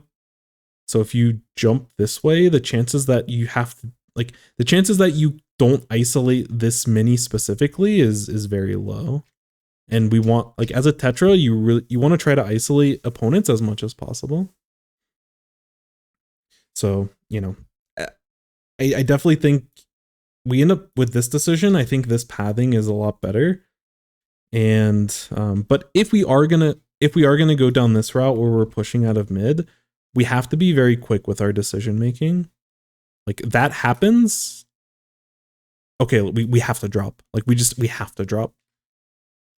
We can't sit out in the open Aerospray's over there, but like we don't know where the Tri-Slosh is, I don't think. And there's a Luna Blaster that was fighting and didn't go down over here. And there's so much potential. And this person here, the mini, they can probably swing over to the left side of this. And if you're still sitting up here, they also can hit you. So you're just like in the middle of everywhere. And we were talking about it before when it comes to like playing around ledges. This is, and like you are close enough to the ledge where it's fine. But this is where we want to roll off the ledge. Ideally, we probably back down, because if we drop left, we probably do die to the mini over here, depending on their skill level. But we probably want to drop into the middle part of trench here. But it's very scary, and instinctually we shouldn't be sitting out in the open for as long as we are. So slow down, find a target, which I think we did find this mini target. Like we had an idea of what we were trying to do. I would have liked to see us with different pathing to get there, but you know, go for the pick. This is where you want to value your life over value trying to get a pick. You get the initial roll, you don't see it, you don't want to keep running into it, which I like. But when you start moving backwards, you have to just immediately commit to dropping, get out of all of the trouble and everything. Like, yes, Tetra's a feeder weapon, but this is not a situation where like there's no potential upside to feeding here, you know? This is just feeding because of just poor positioning. People see everything right, left, drop. If you wanted to climb wall, why not drop right? Yeah. You could play through the right side as well. Looking for the right flank would be better. Yeah, a lot of times, X-Ray's a Tetra player. Usually they play up top mid like this, but they won't drop as fast. They'll just sit top mid, and then kind of like what I was talking about, they'll make a decision based off of the information. But for a while and sometimes they still do, they'll play on that far right side. So I'm generally kind of with you all.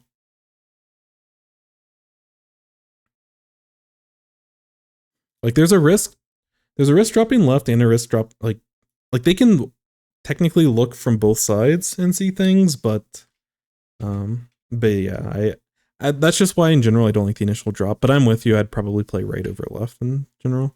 But yeah, Luna and Triad punch the ledges for sure.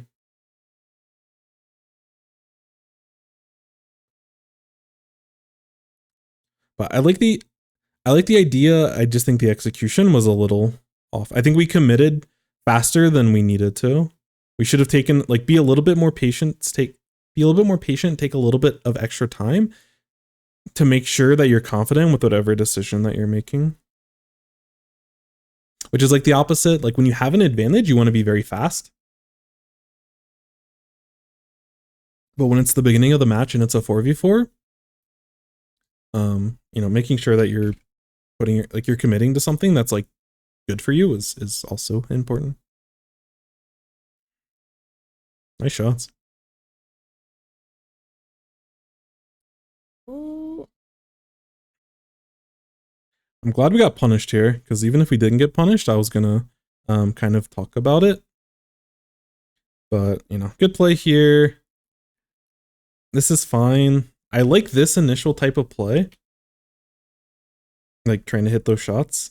It's fine, but we're sitting out in the open. We have to make a decision. Either we drop off of this ledge altogether so this person can't hit us and this person can't jump back at us, or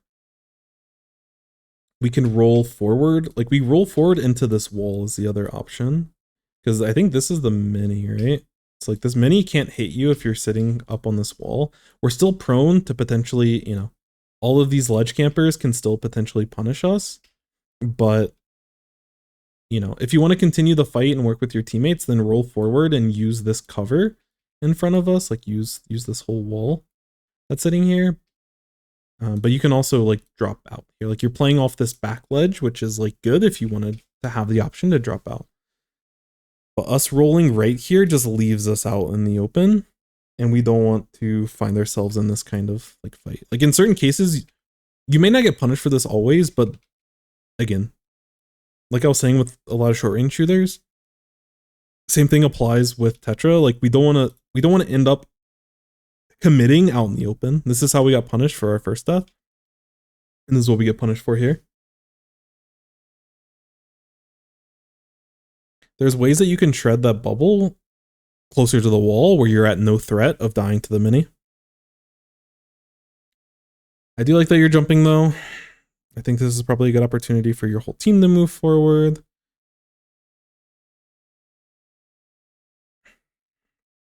I think the idea is good, but again, I don't think that we're setting ourselves up to, like, this fight is good. Us sitting on this ledge, oh, this person's committing, let's start dropping. But the execution, like, again, idea, great. Execution is not ideal.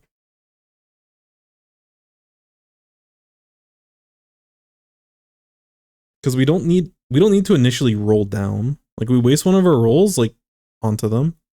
And it makes it easier for them to predict our, like, movement and everything. Like, we can wait for them to commit closer to the wall before we drop, but we can just, like, drop, like, we can start shooting before we commit to, like, a roll anywhere. Like, we're gonna probably have to end up rolling here, but we like give away our position too fast because they're not close enough to where we can guarantee hitting these shots. Because we've shot like 5 shots, we've done 0 damage, and now we're in like this 1v1 where we could have already potentially splatted them, but we missed all of our shots. And like here, like, we just take the fight very standard, we get a trade. Like, this is kind of the expected outcome after we miss our first 5 shots, but we really should be getting the jump on this person, and we should be able to hit, you know, 2 at least, but probably 3 and maybe just the full 4 picks before this person even like knows what happened. So I love the awareness. I love finding this target. We commit to it just way too fast. Slow it down, like, make sure, because when we get the first shots, it's important to make our shots count. We want to make sure when we have the advantage, it's like if you're sharking someone, because like you know where they're at and they don't know where you're at, it's really important for you to take the extra time when you're sharking, or in this spot, like you're ready to drop off of a ledge, which is like vertical sharking almost. But when you're sitting there waiting for the enemy team to punish them, like, you need to make your shots count. And it felt like you were like already, like, if you're rolling off the ledge, it's like you do that when you're like already in a fight. But when you have the jump on this person, you have the height, you have the information, you have the timing figured out. Like, we don't want to roll into that situation. Just like drop down, start getting your shots, and then, you know, if you don't splat them immediately, then you can start rolling and, you know, going through the Tetra flow. But again, great idea. Could be a little bit better on execution. Are they running QR? Yes. I don't know the full build, but yeah, it looks like a very standard gamer build. Sorry, I didn't really pay attention to what just happened.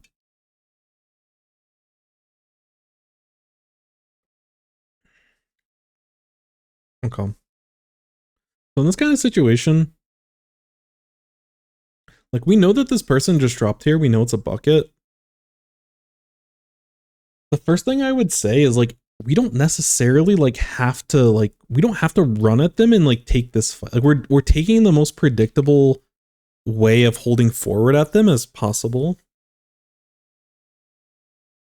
When we have this kind of advantage, like, we have full control of mid, we have a junior with us, we have a charger behind us, like, we can be more methodical and a little bit more, like, we can play for our life a little bit more. We don't have to, like, yes, we are running a QR build, but we don't have to like just run at them. We can use our brain with QR.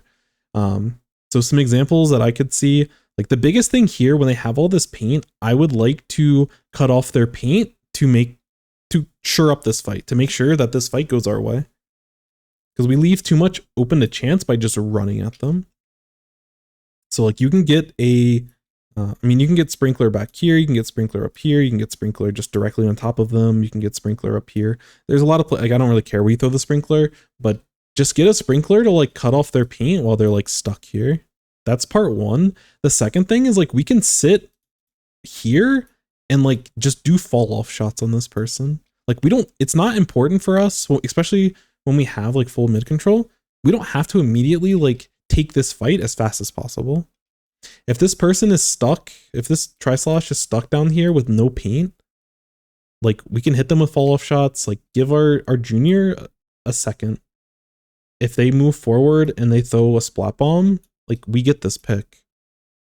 So sometimes, even as like a Slayer, it's not necessarily like you need to like go forward. You need to find picks. Like in a vacuum, like this type of play is like fine, but we're in such, we need to be more flexible and more creative with how we approach this when the more advantage that we have, or in certain cases, the more disadvantage we have. But there's more thoughtful ways to like approach this type of fight. And again, in certain situations, if there was a lot of fire happening in a lot of different places, and this was a very complicated situation, like you committing, which again, this commitment maybe not the best play in that context, but like if you just committed to this play and like you just had to move fast and everything, then like that's fine. But when we have this amount of time and everything, we want to be more thoughtful. Yo, what's up, Mystic? Hello, hello, hello. How are you? How goes life? How goes Splatoon games? How is everything? Hope you're doing well. Also, Mystic is another awesome streamer. Definitely show them some support. Pretty happy. That's good to hear. I'm glad things are going well. 2.7 QR. Gotcha. Yeah. But yeah, I feel like some of this decision making feels like, oh, Tetra's a feeder weapon. Tetra holds forward and feed. But there's ways, like if we can stay alive as Tetra, we should try to stay alive. If we have to go in and feed, then we go in and feed. But we're not forced to make this type of play. So I'd rather just cut off this paint. This person is stuck behind this wall. Cut off all this paint so they can't escape. Wait for your teammate. Like, both of these weapons have splat bombs that one-shot this person. If you're goated with your fall-offs, you can sit here and get the fall-off shots on this person. Like, if you're really good and you're comfortable with Tetra, like, test yourself. Let's hit these fall-off shots. Let's get this, because if this person pokes out, this is why it's important that we have support. Because like if we go for these like funny fall-off shots from here, and then this slosher like pokes up, the tri-slosh, like our charger should be able to immediately snipe them. But that's one way that we can like get value. Like the way that we approach it, our charger can't do anything for us. But this other thing with fall-off shots or just throwing a sprinkler and just getting paint, it allows for you to incorporate the rest of your team. Everyone in their mom is trying to run roller sword. That's so interesting. I think they're like, it is an interesting combination. I know y'all played like tent and roller for a little bit. I'm not sure exactly where I feel like on tent. I think it's good in certain circumstances, but I think that's cool as well. A friend of yours, ever since you started streaming, they're not part of Cherry Limeade? Oh, nice. Oh, yeah, I've seen Cole before. Yo, a guy in orange. Hello. I don't know what's happening. I've gotten so many rates tonight. Y'all are so kind. How was the stream? How was everything? What were you up to in Splatoon land? Nice to see you. Welcome everyone in, and yeah. Yo, Dip. Long time no see. Hello. How are you?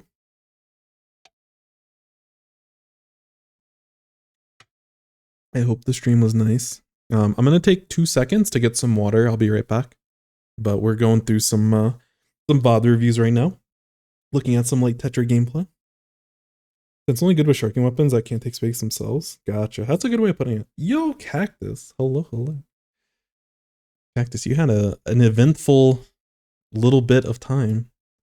I'm sure you were all Splatooned out at this point with the LAN and all of the fun eventfulness. But it's good to see y'all. Stream was fun. Nice. That is awesome to hear.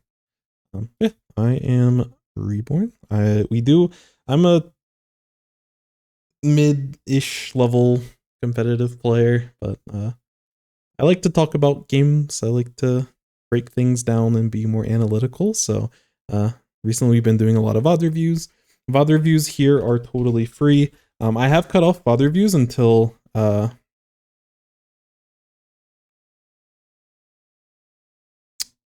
I've cut them off until the new patch, just because I don't want people to submit reviews that I can't fully review. So like we have a little bit of a backlog we'll be doing over the next handful of streams.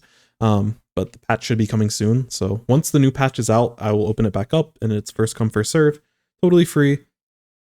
All you need to do is submit a replay code and any additional notes that you may have. And we do all of them live on stream. So it's a good time. Yeah, definitely appreciate everything. I need to get water because I need to hydrate.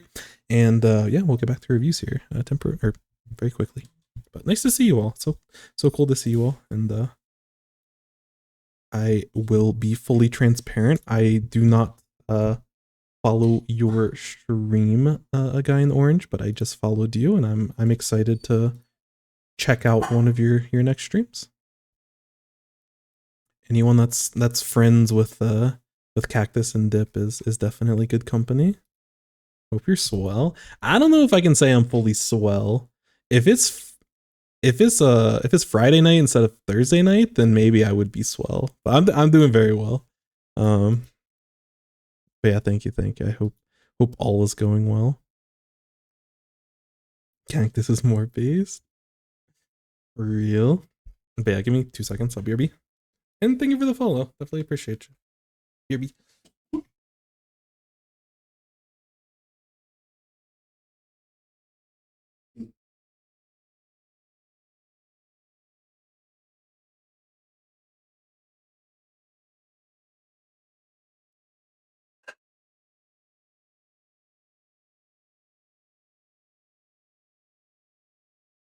There was more water left in the container than I thought. And I fought water and I lost. $5 to be first line in priority queue. Those $5 would not go to me. But yeah, we're at the point, although I need to be a little bit more efficient with the process, but yeah, there isn't too much of a wait except for when I don't have time to stream. But there shouldn't be too much of a wait. Usually, ideally, there's a handful of days between reviews and everything. But yeah, there's a lot of life events going on over the last couple of weeks, so my streams have been a little bit sparse. But I'm trying to get back to the 5+ streams a week. Getting reviewed next patch. Let's go. Super excited. I'm also just excited for like new patch and new meta and all the fun stuff that comes with it. But yeah, anyways, thank you so much again for the review. Nice to see Dip and Cactus and everyone. And yeah, I will jump back into the review. British pounds, let's go. Is that what they does everyone use? I don't even know. I don't know what currency gets used in different parts of the world. Because wasn't there like a euro that got introduced at some point? I know nothing about anything outside of the US, and I barely know anything going on in the US. So yeah. This idea is like, again, I think we have great idea. But I think the execution is like there's no reason why we can't immediately start pre-firing this. Like again, with our range as a Tetra, we can be playing back here outside of slosher range. And we can pressure this person with 0% chance that we ever get splatted. We're not in a rush to get this pick. When we have like full mid control and we have such an advantage, it's about getting this pick as cleanly as possible versus like we need to get this pick immediately. Like yes, QR does allow us that, but we don't like if we don't need to use QR, we shouldn't try to rely on it. If that makes sense. Like there's certain points where we can take extra risk because we know we have QR, but there's no need to take any risk here. We have 2 splat bomb users that clean this up. We just need to cut off their paint. And if we're next level with our Tetra, we hit our fall off shots. Yo, AC, thank you so much for the follow. I appreciate you. Oh yeah, Cactus, it was cool to see you on the podcast as well. I don't know where you were like streaming that from, like your webcam perspective and everything, but I'm like, I was like fascinated with whatever was going on. It was whatever the backdrop of like the webcam was and stuff. I'm like, I don't even know what's happening, but I was like, Cactus probably does like fun stuff. Like I'm not sure if that was like I don't know where it was located, but it The interview itself was a lot of fun, and obviously podcast is goated, but it's a really random detail. But I remember watching and I'm like, where is Cactus? Where in the world is Cactus right now? And maybe it's a simpler explanation than I remember, but it was funny to watch.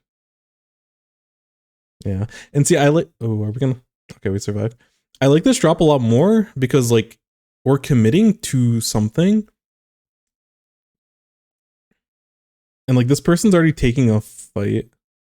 Again, I don't know. And this is, maybe I could be, this is like super mind, like everything I said I think is still rings true, but maybe you can provide some context, Sons. As a Tetra player, is there a reason why we need to like, because we're consistently rolling off of the ledge, which like, I know rolling gets us to the ground faster. I do know that.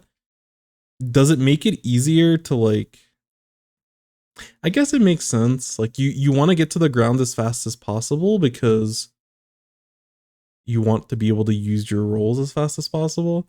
But I don't know. Again, this play is like good either way, but I feel like we probably can just drop and shoot at this person, but maybe the RNG or something with your shots are like worse. It makes accuracy better. That's fair. But does that accuracy actually happen when like, does it only happen when you touch ground or does it happen like when you start rolling? Surprise factor. I got you. Okay. Like I don't disagree with it, but I don't know, maybe it's just my time playing Splash and I don't have to worry about RNG when I drop. Mid-air accuracy is terrible. Okay, gotcha. I appreciate the context. Like in general, it makes sense, but like if the person doesn't see us, I don't mind being in there. But either way. Yeah, again, I love that we like play it a little bit slower here. Okay, nice. Because that was another example where it's like, okay, we can go in and feed, which that play is actually interesting.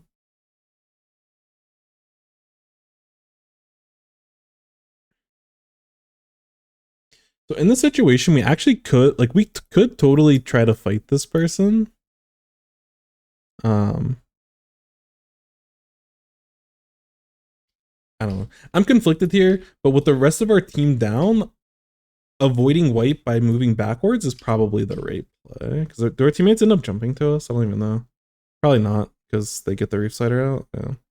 So yeah, we don't get the jump, but I like the idea of us being more disciplined here. If we did want to be more aggressive, there's a chance, but I like that we're being thoughtful about it. Because earlier on, it seemed like we're always like, okay, let's feed, let's use our QR stuff.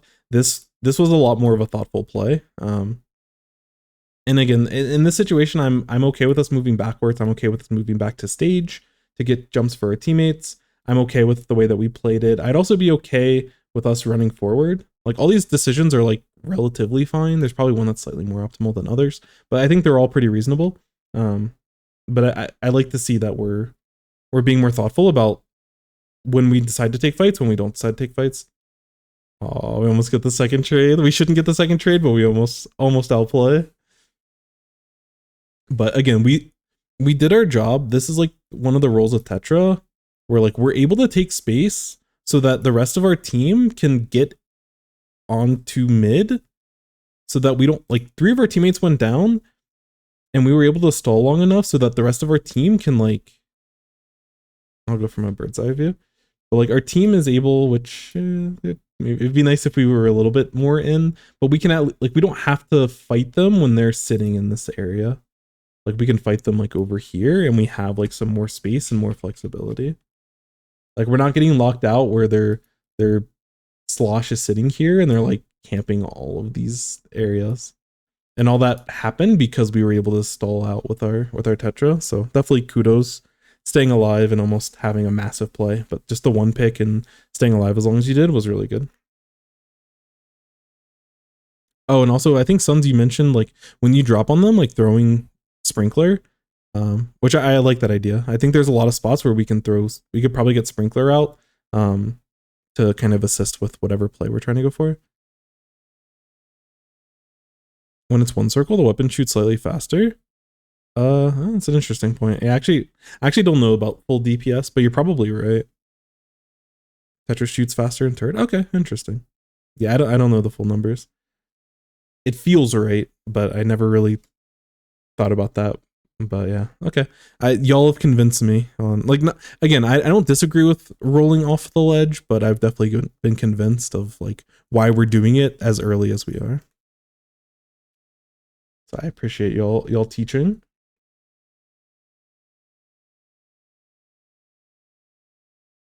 Sorry, let me go back. That whole Zipcaster happened, and I'm not sure what I witnessed.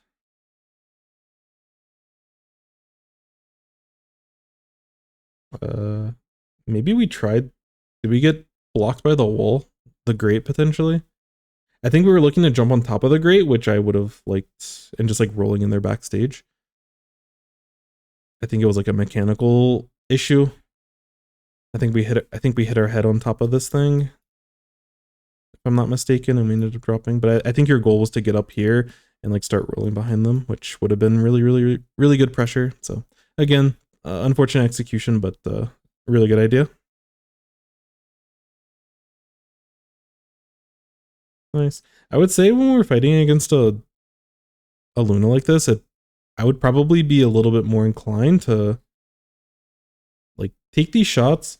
I would be inclined to like try to roll past them. I want us to keep moving against a blaster like this. It's usually just good practice. We don't want to stand still as long. And like standing here in turret mode to get these shots instead of pushing behind this person and making them hit us with a 180 shot. There's a good chance that we outright die here or like trade. Like it's fortunate that we get the clean trade here, but yeah, I would have liked to see us continue rolling here just to preserve our life on average better than just standing still against a blaster. I have a tip if it's a constant problem. If you hold backwards in squid form at the same time, you jump through every time. Holding back helps a ton. Interesting. Okay. Yeah, that's definitely I don't Zipcaster enough, so yeah, take Sun's advice and practice. That's like a perfect recon practice thing. It's like throw yourself, like just try that Zipcaster a few times and just make sure that you're consistent with it. It sounds like good advice, but I don't play the special enough to be able to help. But at some point, a weapon I play, once they give Splash Zipcaster like they did in the beta, and they give us Gold Dynamo and all the stuff that they showed previously, and all the maps that have more options on them, you know, once they give us day one, or not day one, like trailer Splatoon, then I'll start using Zipcaster, and I'll be like, oh yeah, Suns was a genius on this one.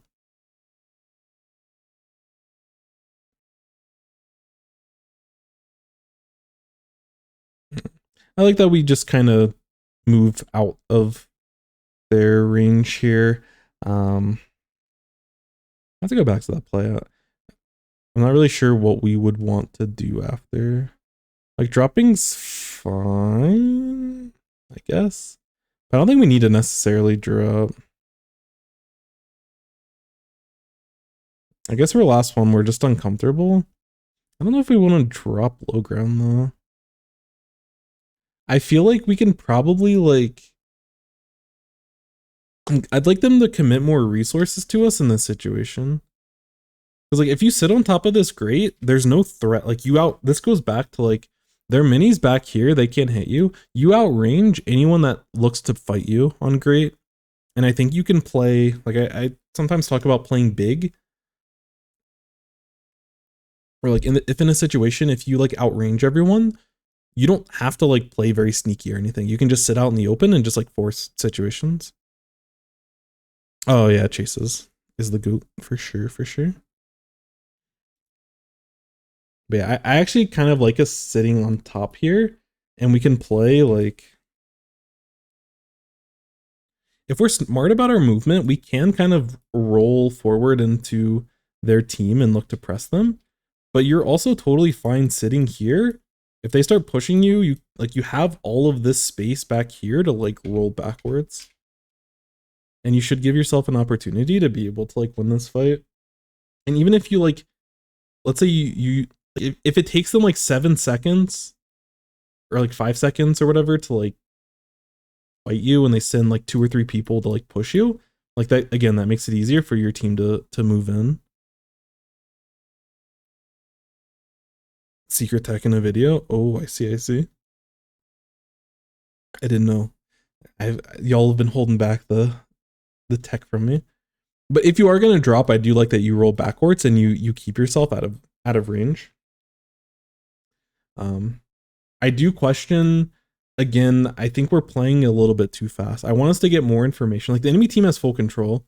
So us committing to this drop, like I like the way that we played it up until we were like, I'd rather us just sit on this wall and get information about what's happening in mid. So if we go back like a second.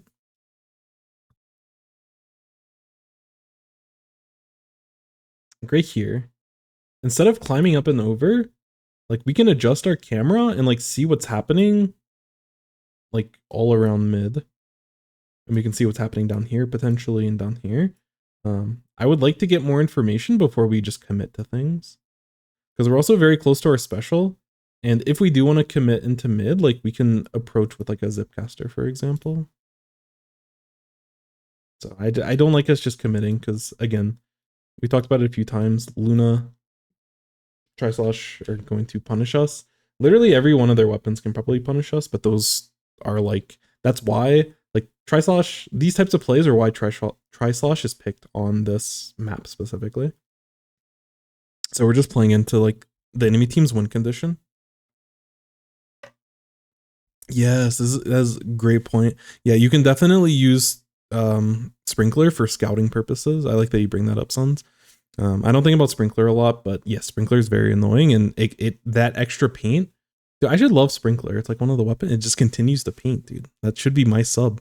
But yes, no, I love that idea. Love it. But regardless, whatever you do decide to do, which I think Sprinkler is very cute, and I think it can actually be very effective. I think we take it a little bit slower, get some more information before we start committing to plays. I think that's been a consistent trend in this match so far. Honestly, that's a good shark. I was autopiloting in my brain on this part of the review. Did we know that they were there? Is there a way that we could have? I guess we could check it while we're.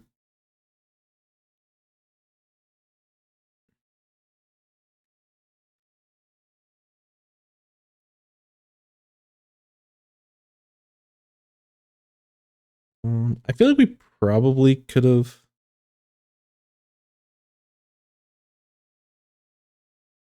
Yeah, if we were really aware of our charger getting splatted, but like in this spot, they already had a lot of paint, and kudos to this Luna for playing as stealthily as possible. Honestly, I probably would have gotten splatted by this as well. They made just enough noise to get into a really annoying position. If you wanted to slow down here, like getting this paint isn't bad, but especially as a Tetra player needing to create space for your team, I don't blame you in this type of situation. Yo, welcome in, John. Hoping they buff Sprinkler a little bit more. I feel like it should paint more. Didn't it paint a ton in like Splatoon 1 or something, or Splatoon 2?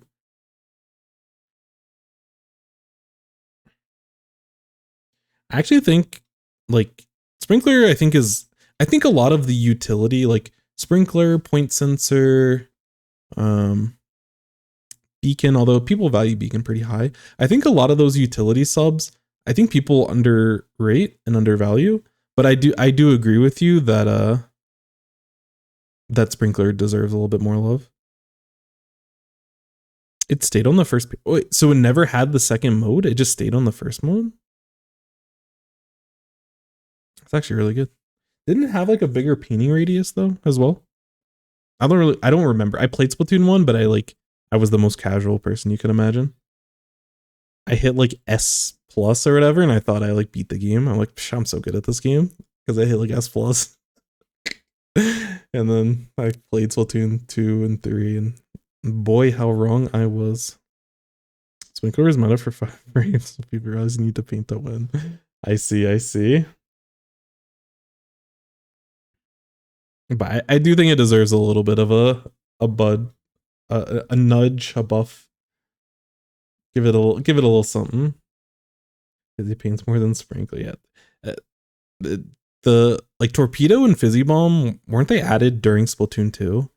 Like those subs are like, I think they're both really well designed, but they are like power creep subs if you've ever heard of them. Like I would understand why they do it, but yeah, I'll bottle that. In this situation, I don't actually kind of like the idea of us committing forward here.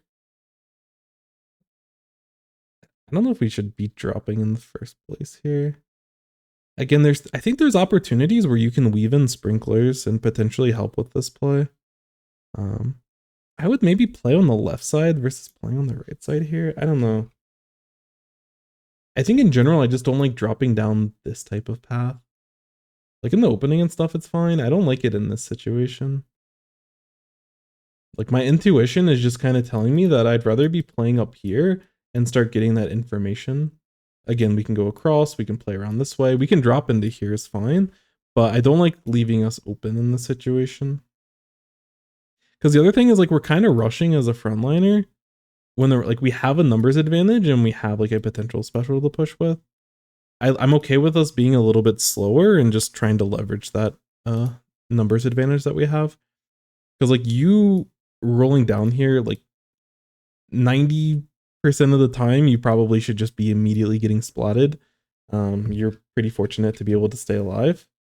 So good job getting to the wall too, having a chance to stay alive. But in this type of spot, I think I'm just moving, especially like it's hard to tell in the moment, but even like regardless, I think dropping back, like you're already in a compromised spot. I think moving back here is like you're dead either way. Because like this Luna can drop on you. Like, yes, they can hit you as you come up the ledge, but when you drop, they can also like drop on you. The other nice thing here is that if you go over the top, like you can roll all the way past, like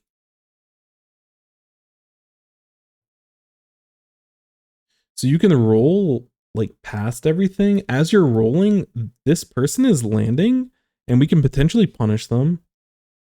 But I think there's a spot, like they're so close to the ledge that they might have a harder time like reacting to you.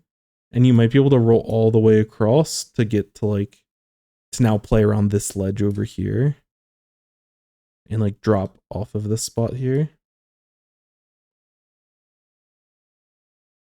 So I like that we're trying to move around in the situation. I don't love us dropping back, but again, I think in general, we're not giving ourselves enough time to process what's going on. I think we're getting a little bit too much into the we should feed as a Tetra. That jump's fine. You know. That's where like QR can be helpful, and there's no point in not trying to take that type of play. And again, this is another spot. I think we can go in with a sprinkler.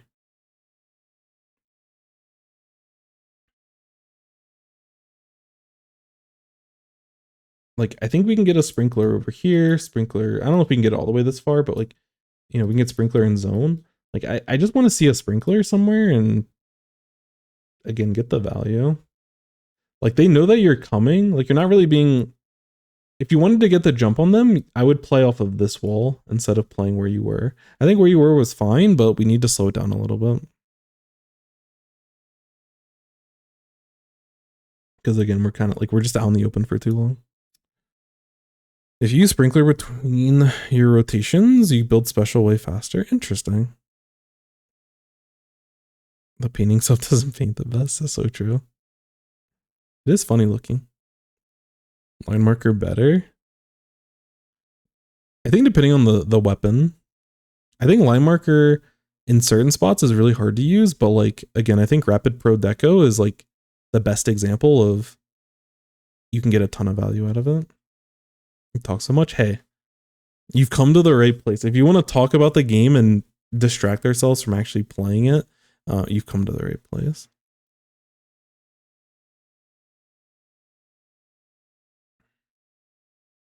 Yeah, like I love that sprinkler. I want to look at it from a I that's a very disciplined play. I love that whole little play there is fantastic. There's a chance that we get directed by the Luna, but like this is the beauty of a Tetra. I mean well, partially Tetra, but the sprinkler. Look at this. We have so much paint. We have room to maneuver. They probably didn't need to jump here. Like if they just swam forward, you probably die. But it's like, look at the value of this sprinkler. Sprinkler behind them, so they have a hard time destroying it. Forces them to move. They still have no paint. Forces them to drop. You don't immediately drop after them. You let your teammate clean it up.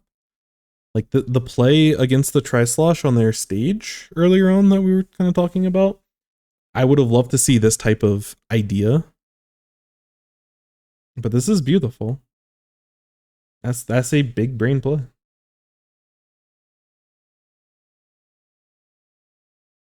Yeah, overall in this spot, we're in a tough situation. Yeah, again, we're playing out in the open. Probably shouldn't cut it off in the middle of the play, but I just don't like us sitting out in the open a lot of times when we're rolling.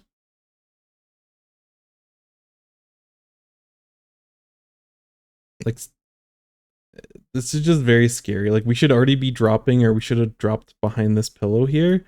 I don't like us sitting out in the open against a weapon that we don't outrange. It's very scary.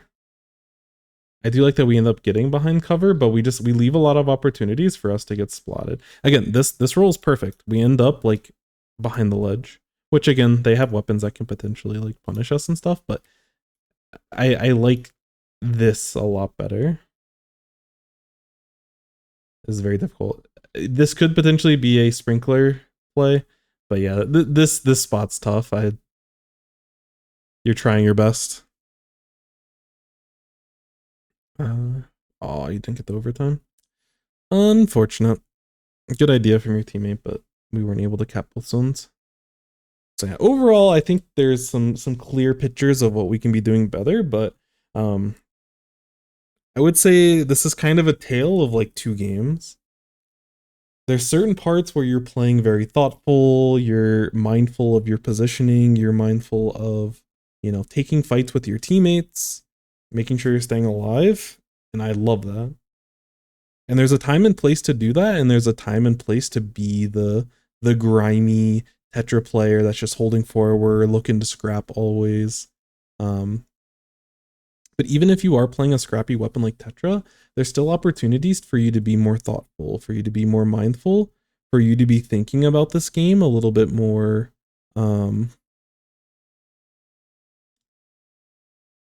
You know, just take a little bit of extra time to drastically increase the chances of you taking a fight, you know, to your advantage. Drastically increases your chance of staying alive.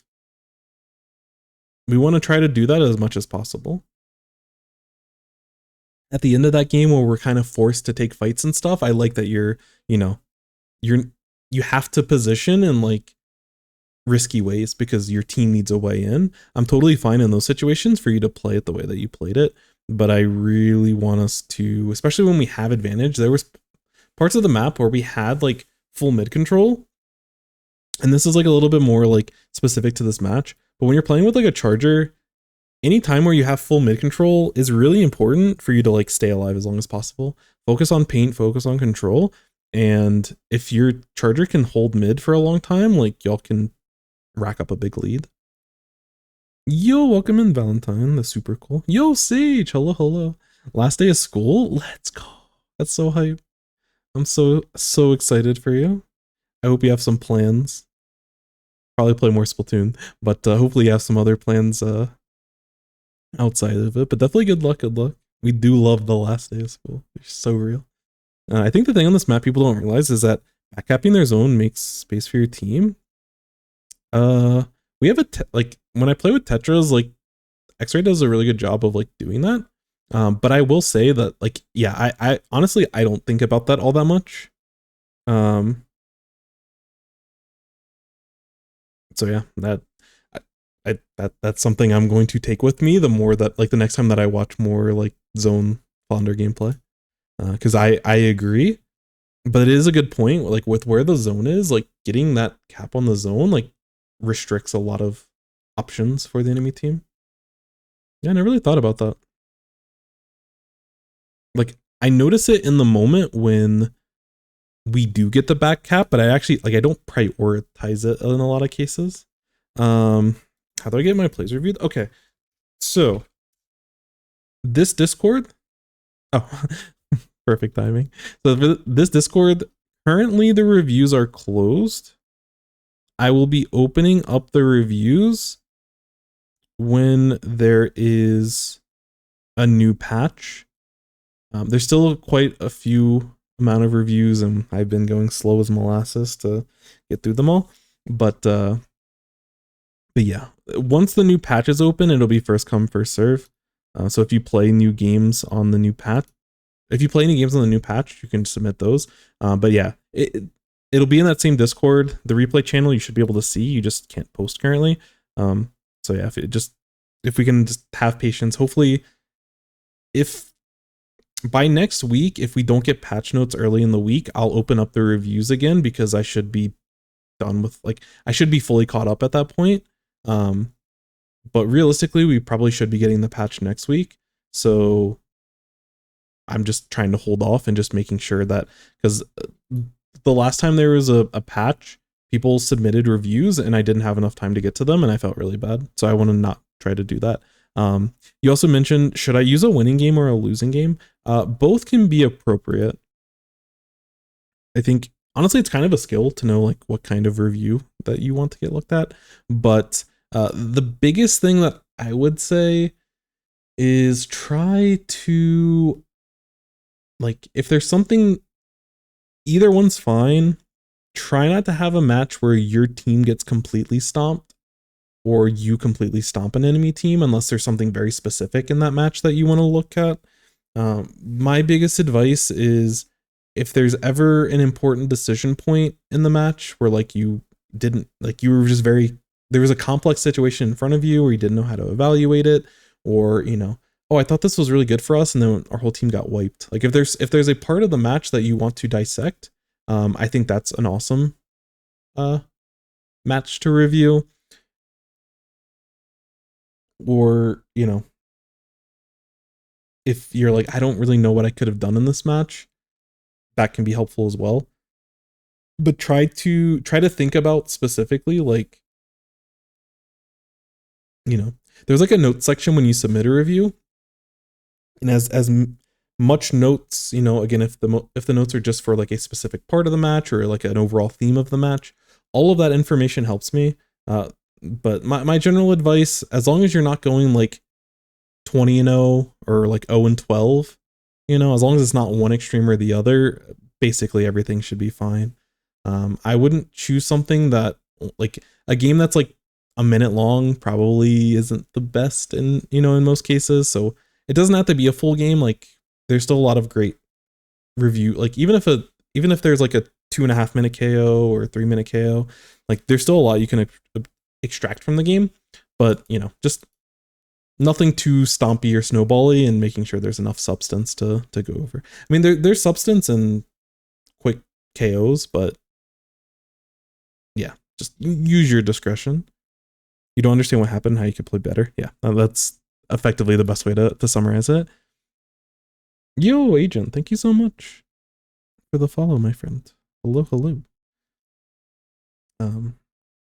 Yeah, I going back to this review, I think probably the biggest thing is like in certain spots we want to slow it down, in certain spots we want to speed it up.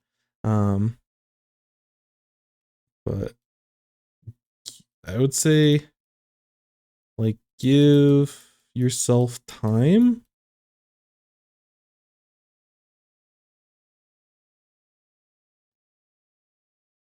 to gain info.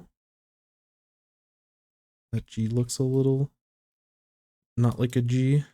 To gain info, intel, whatever.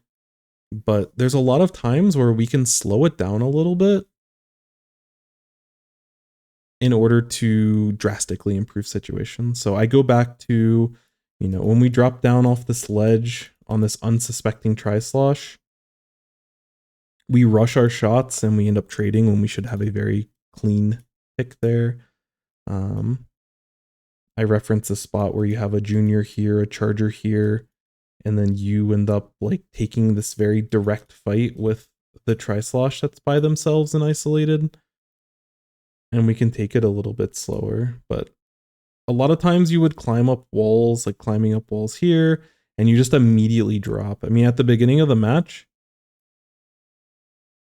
you play like you path this way, and you just immediately drop this way. I don't want us to immediately drop in this situation. Like, if you have a play in mind, like, feel free to go for it, but I think, like, we're still trying to figure out what we wanted to do.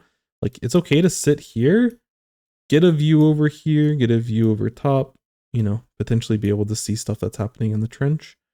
But try to get that information so that you can be very deliberate with, like, how you drop. Like, dropping is really good with Tetras, and I think you understand that. Being able to drop on the enemy, and, like, you do really successful parts throughout the match. But there's times where you rush it, and, like, I think your intuition is telling you, like, yeah, this is the right play, and there should be an opportunity here, but we're not trying to maximize our chances of, like, being successful. Sometimes that requires us playing a little bit slower, and sometimes it requires us playing faster. I think that one play toward the end on the wall when they had the jump in here, I think it was a mini and then a Luna. Like, this is a spot you end up trying to play a little bit more discipline and backing down, but they're so close to the ledge they can just drop on you. I think this is actually a spot where you can actually, like, kind of speed it up and just, like, roll past them and try to get a pick on this. Like, try to stay alive or try to get a pick on the tri-slosh. But I really like this whole this whole game felt like if you give yourself time, like, if you execute on this first idea and concept, I think for the most part this game was a case of, like, you had a lot of really good ideas, but you had some really poor execution, either because you were rushing it or maybe you were, like, unaware of, like, the proper way to go about it with, like, different ways of pathing. Like, again, I go back to the opening, and if you're sitting on this wall and you're holding this wall, mini sitting here isolated, instead of pushing, like, I love that you try to isolate a target, and, like, mini can be isolated, but instead of rolling up here in the middle of everything, when they have a Luna over here, we don't know. We can see the arrow spray over here. They can't really affect too much. They can throw fizzies, but they can't really affect it too much. And we don't know where the tri-slosh is in this situation. Like, being out in the open and staying out in the open is, like, really bad. And again, as I was mentioning, if we take this path over here, especially when the enemy team didn't have any paint, like, we roll past onto this person and we have, like, a good play. So I like the way that you're approaching things, but we need to, like, slow it down and potentially find some slightly too severely better ways to approach certain fights.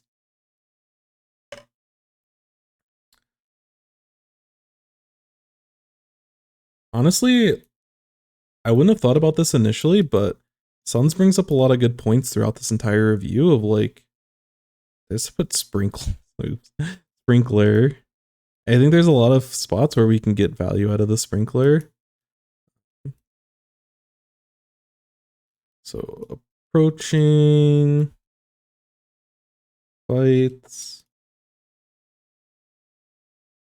There's a lot of times where we drop on people when we could have gotten that sprinkler out, especially when we're on a full tank and we're, like, jumping on an isolated target. We shouldn't need our entire ink tank in order to get that pick. So if we're jumping on an isolated target, we have a full ink tank, there's no reason not to use the sprinkler. Like, it is technically, like, a little bit of damage. It potentially gives you survivability because it's another hitbox they have to chew through in certain cases. and it just gives you a lot of paint. So it also like restricts their movement, and yeah, use it similarly to auto bombs. I mean, it makes sense. We can use it to get info. I really liked your recommendation, Suns, when like they had a bunch of paint in mid, and like they could have potentially been anywhere over here. If we're sitting back here, just like getting a sprinkler like over here, or just, you know, getting a sprinkler in one of these areas to start giving us some information and figuring out like what it is that we should be doing. So yeah, in that respect, using it like an auto bomb, I totally agree. And in spots, like giving yourself time, using sprinklers properly, you did that in this match. We just weren't consistent. And this was like, there was like two extremes where like we played very rushed and feed heavy when we didn't need to, and there's times where we were very methodical and we got a lot of value.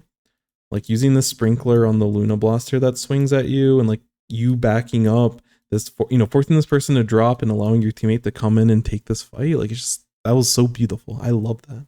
That whole play was like so much discipline, so well thought out. I cannot give enough kudos to this entire setup. This is like why I love playing like competitive games and like playing games where you get to work with other people. It's such a smart play just from start to finish with the way that you approach that. And I there's so many moments in this match where I can tell that you can be very, like, you've thought about these things, you can play very thoughtful.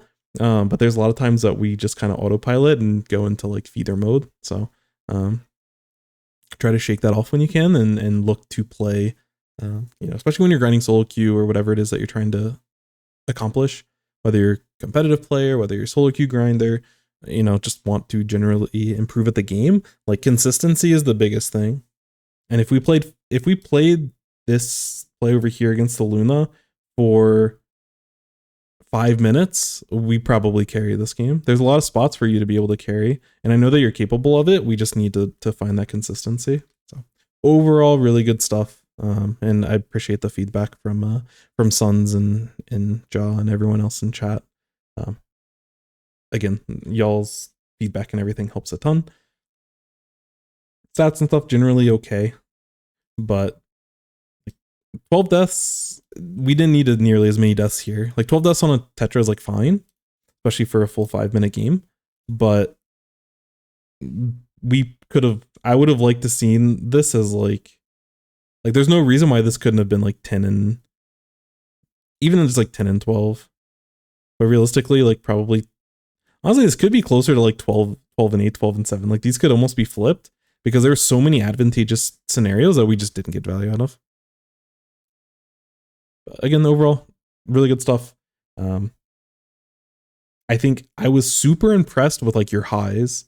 Like the high points of this match, I was not expecting, and I was very much impressed. But we just need to work on trying to do that more consistently. And when your team has control of the map, and especially so when you're playing with like a backliner, like a charger, they're so slow to have to reposition. So anything you can do to allow them to just sit top mid and just play the game they want to play helps you a ton. And I think in certain spots, we just need to be self-aware of like, you know, the context of the match and making sure that we're doing our best to assist with that. So yeah, overall, really, really good stuff. Kudos. Just work on that consistency, and you know, give yourself time. It's okay to feed with a weapon. It's okay to play fast, but you know, it's an 1/8 of a second. It's a 1/4 of a second. It's half a second difference. In certain cases, it might be 2 or 3 extra seconds that you need to wait and get that info.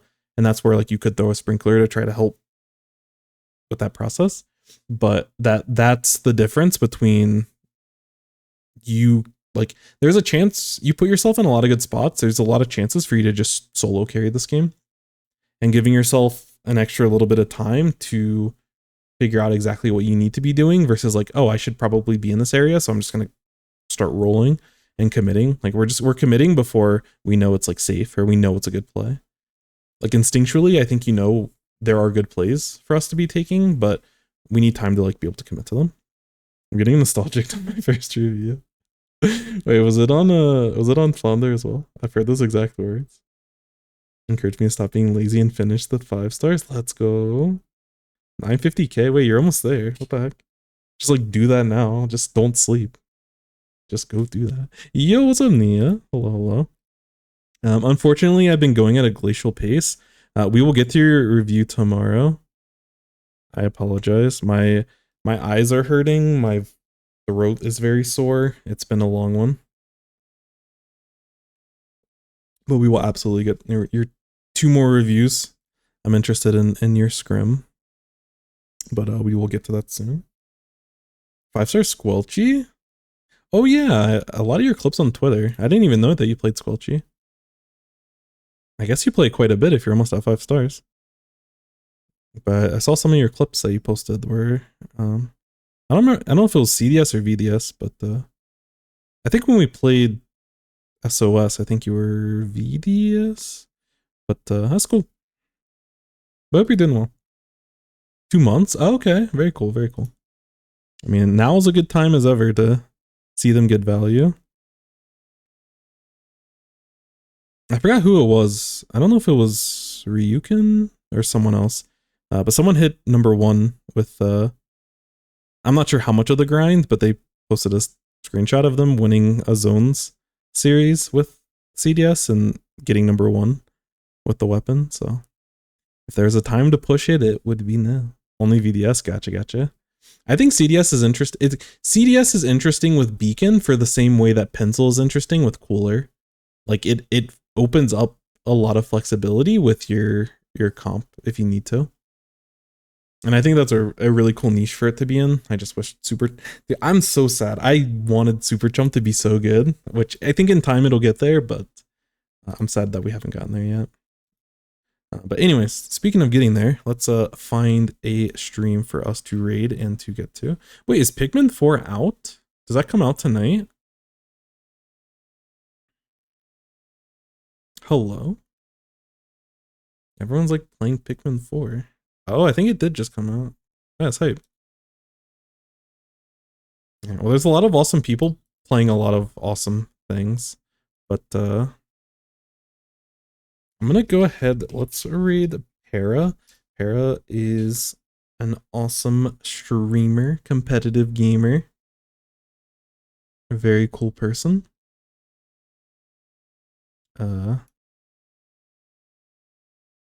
Wait, they're playing Splatoon 2. Can I no, I'm kidding. I'm not gonna unraid, but oh yeah, it's the anniversary of Splatoon 2. I was wondering like why would you play Splatoon 2? But it's the anniversary. I see. But no, Para's awesome. They do a lot of competitive stuff and just, you know, cool people, cool vibes, nice chat. Definitely give them some love. And I'm sure if you just play like ranked stuff, I'm sure you probably come across Para just randomly throughout playing the game. I'm coming, Ray. But yeah, I appreciate you all. Take care. Again, appreciate your patience with the review, Nia. It's taking me a little bit longer than I was anticipating, but tomorrow for sure. We're 2 reviews away. Yeah, thank you so much, everyone. Again, I really appreciate the conversations. I appreciate everyone's patience as I'm still getting kind of used to everything. I need to quickly shill my YouTube channel. Somehow my latest review that I uploaded almost is at 1,000 views, which is crazy because most of them only get like 50 views, 100 views if I'm lucky. So it's kind of neat seeing the algorithm take that one. It's obviously not going to be consistently at 1,000, but anyways, take care. Stay kind to yourself. Drink water and all that fun stuff. And I'll see you all tomorrow.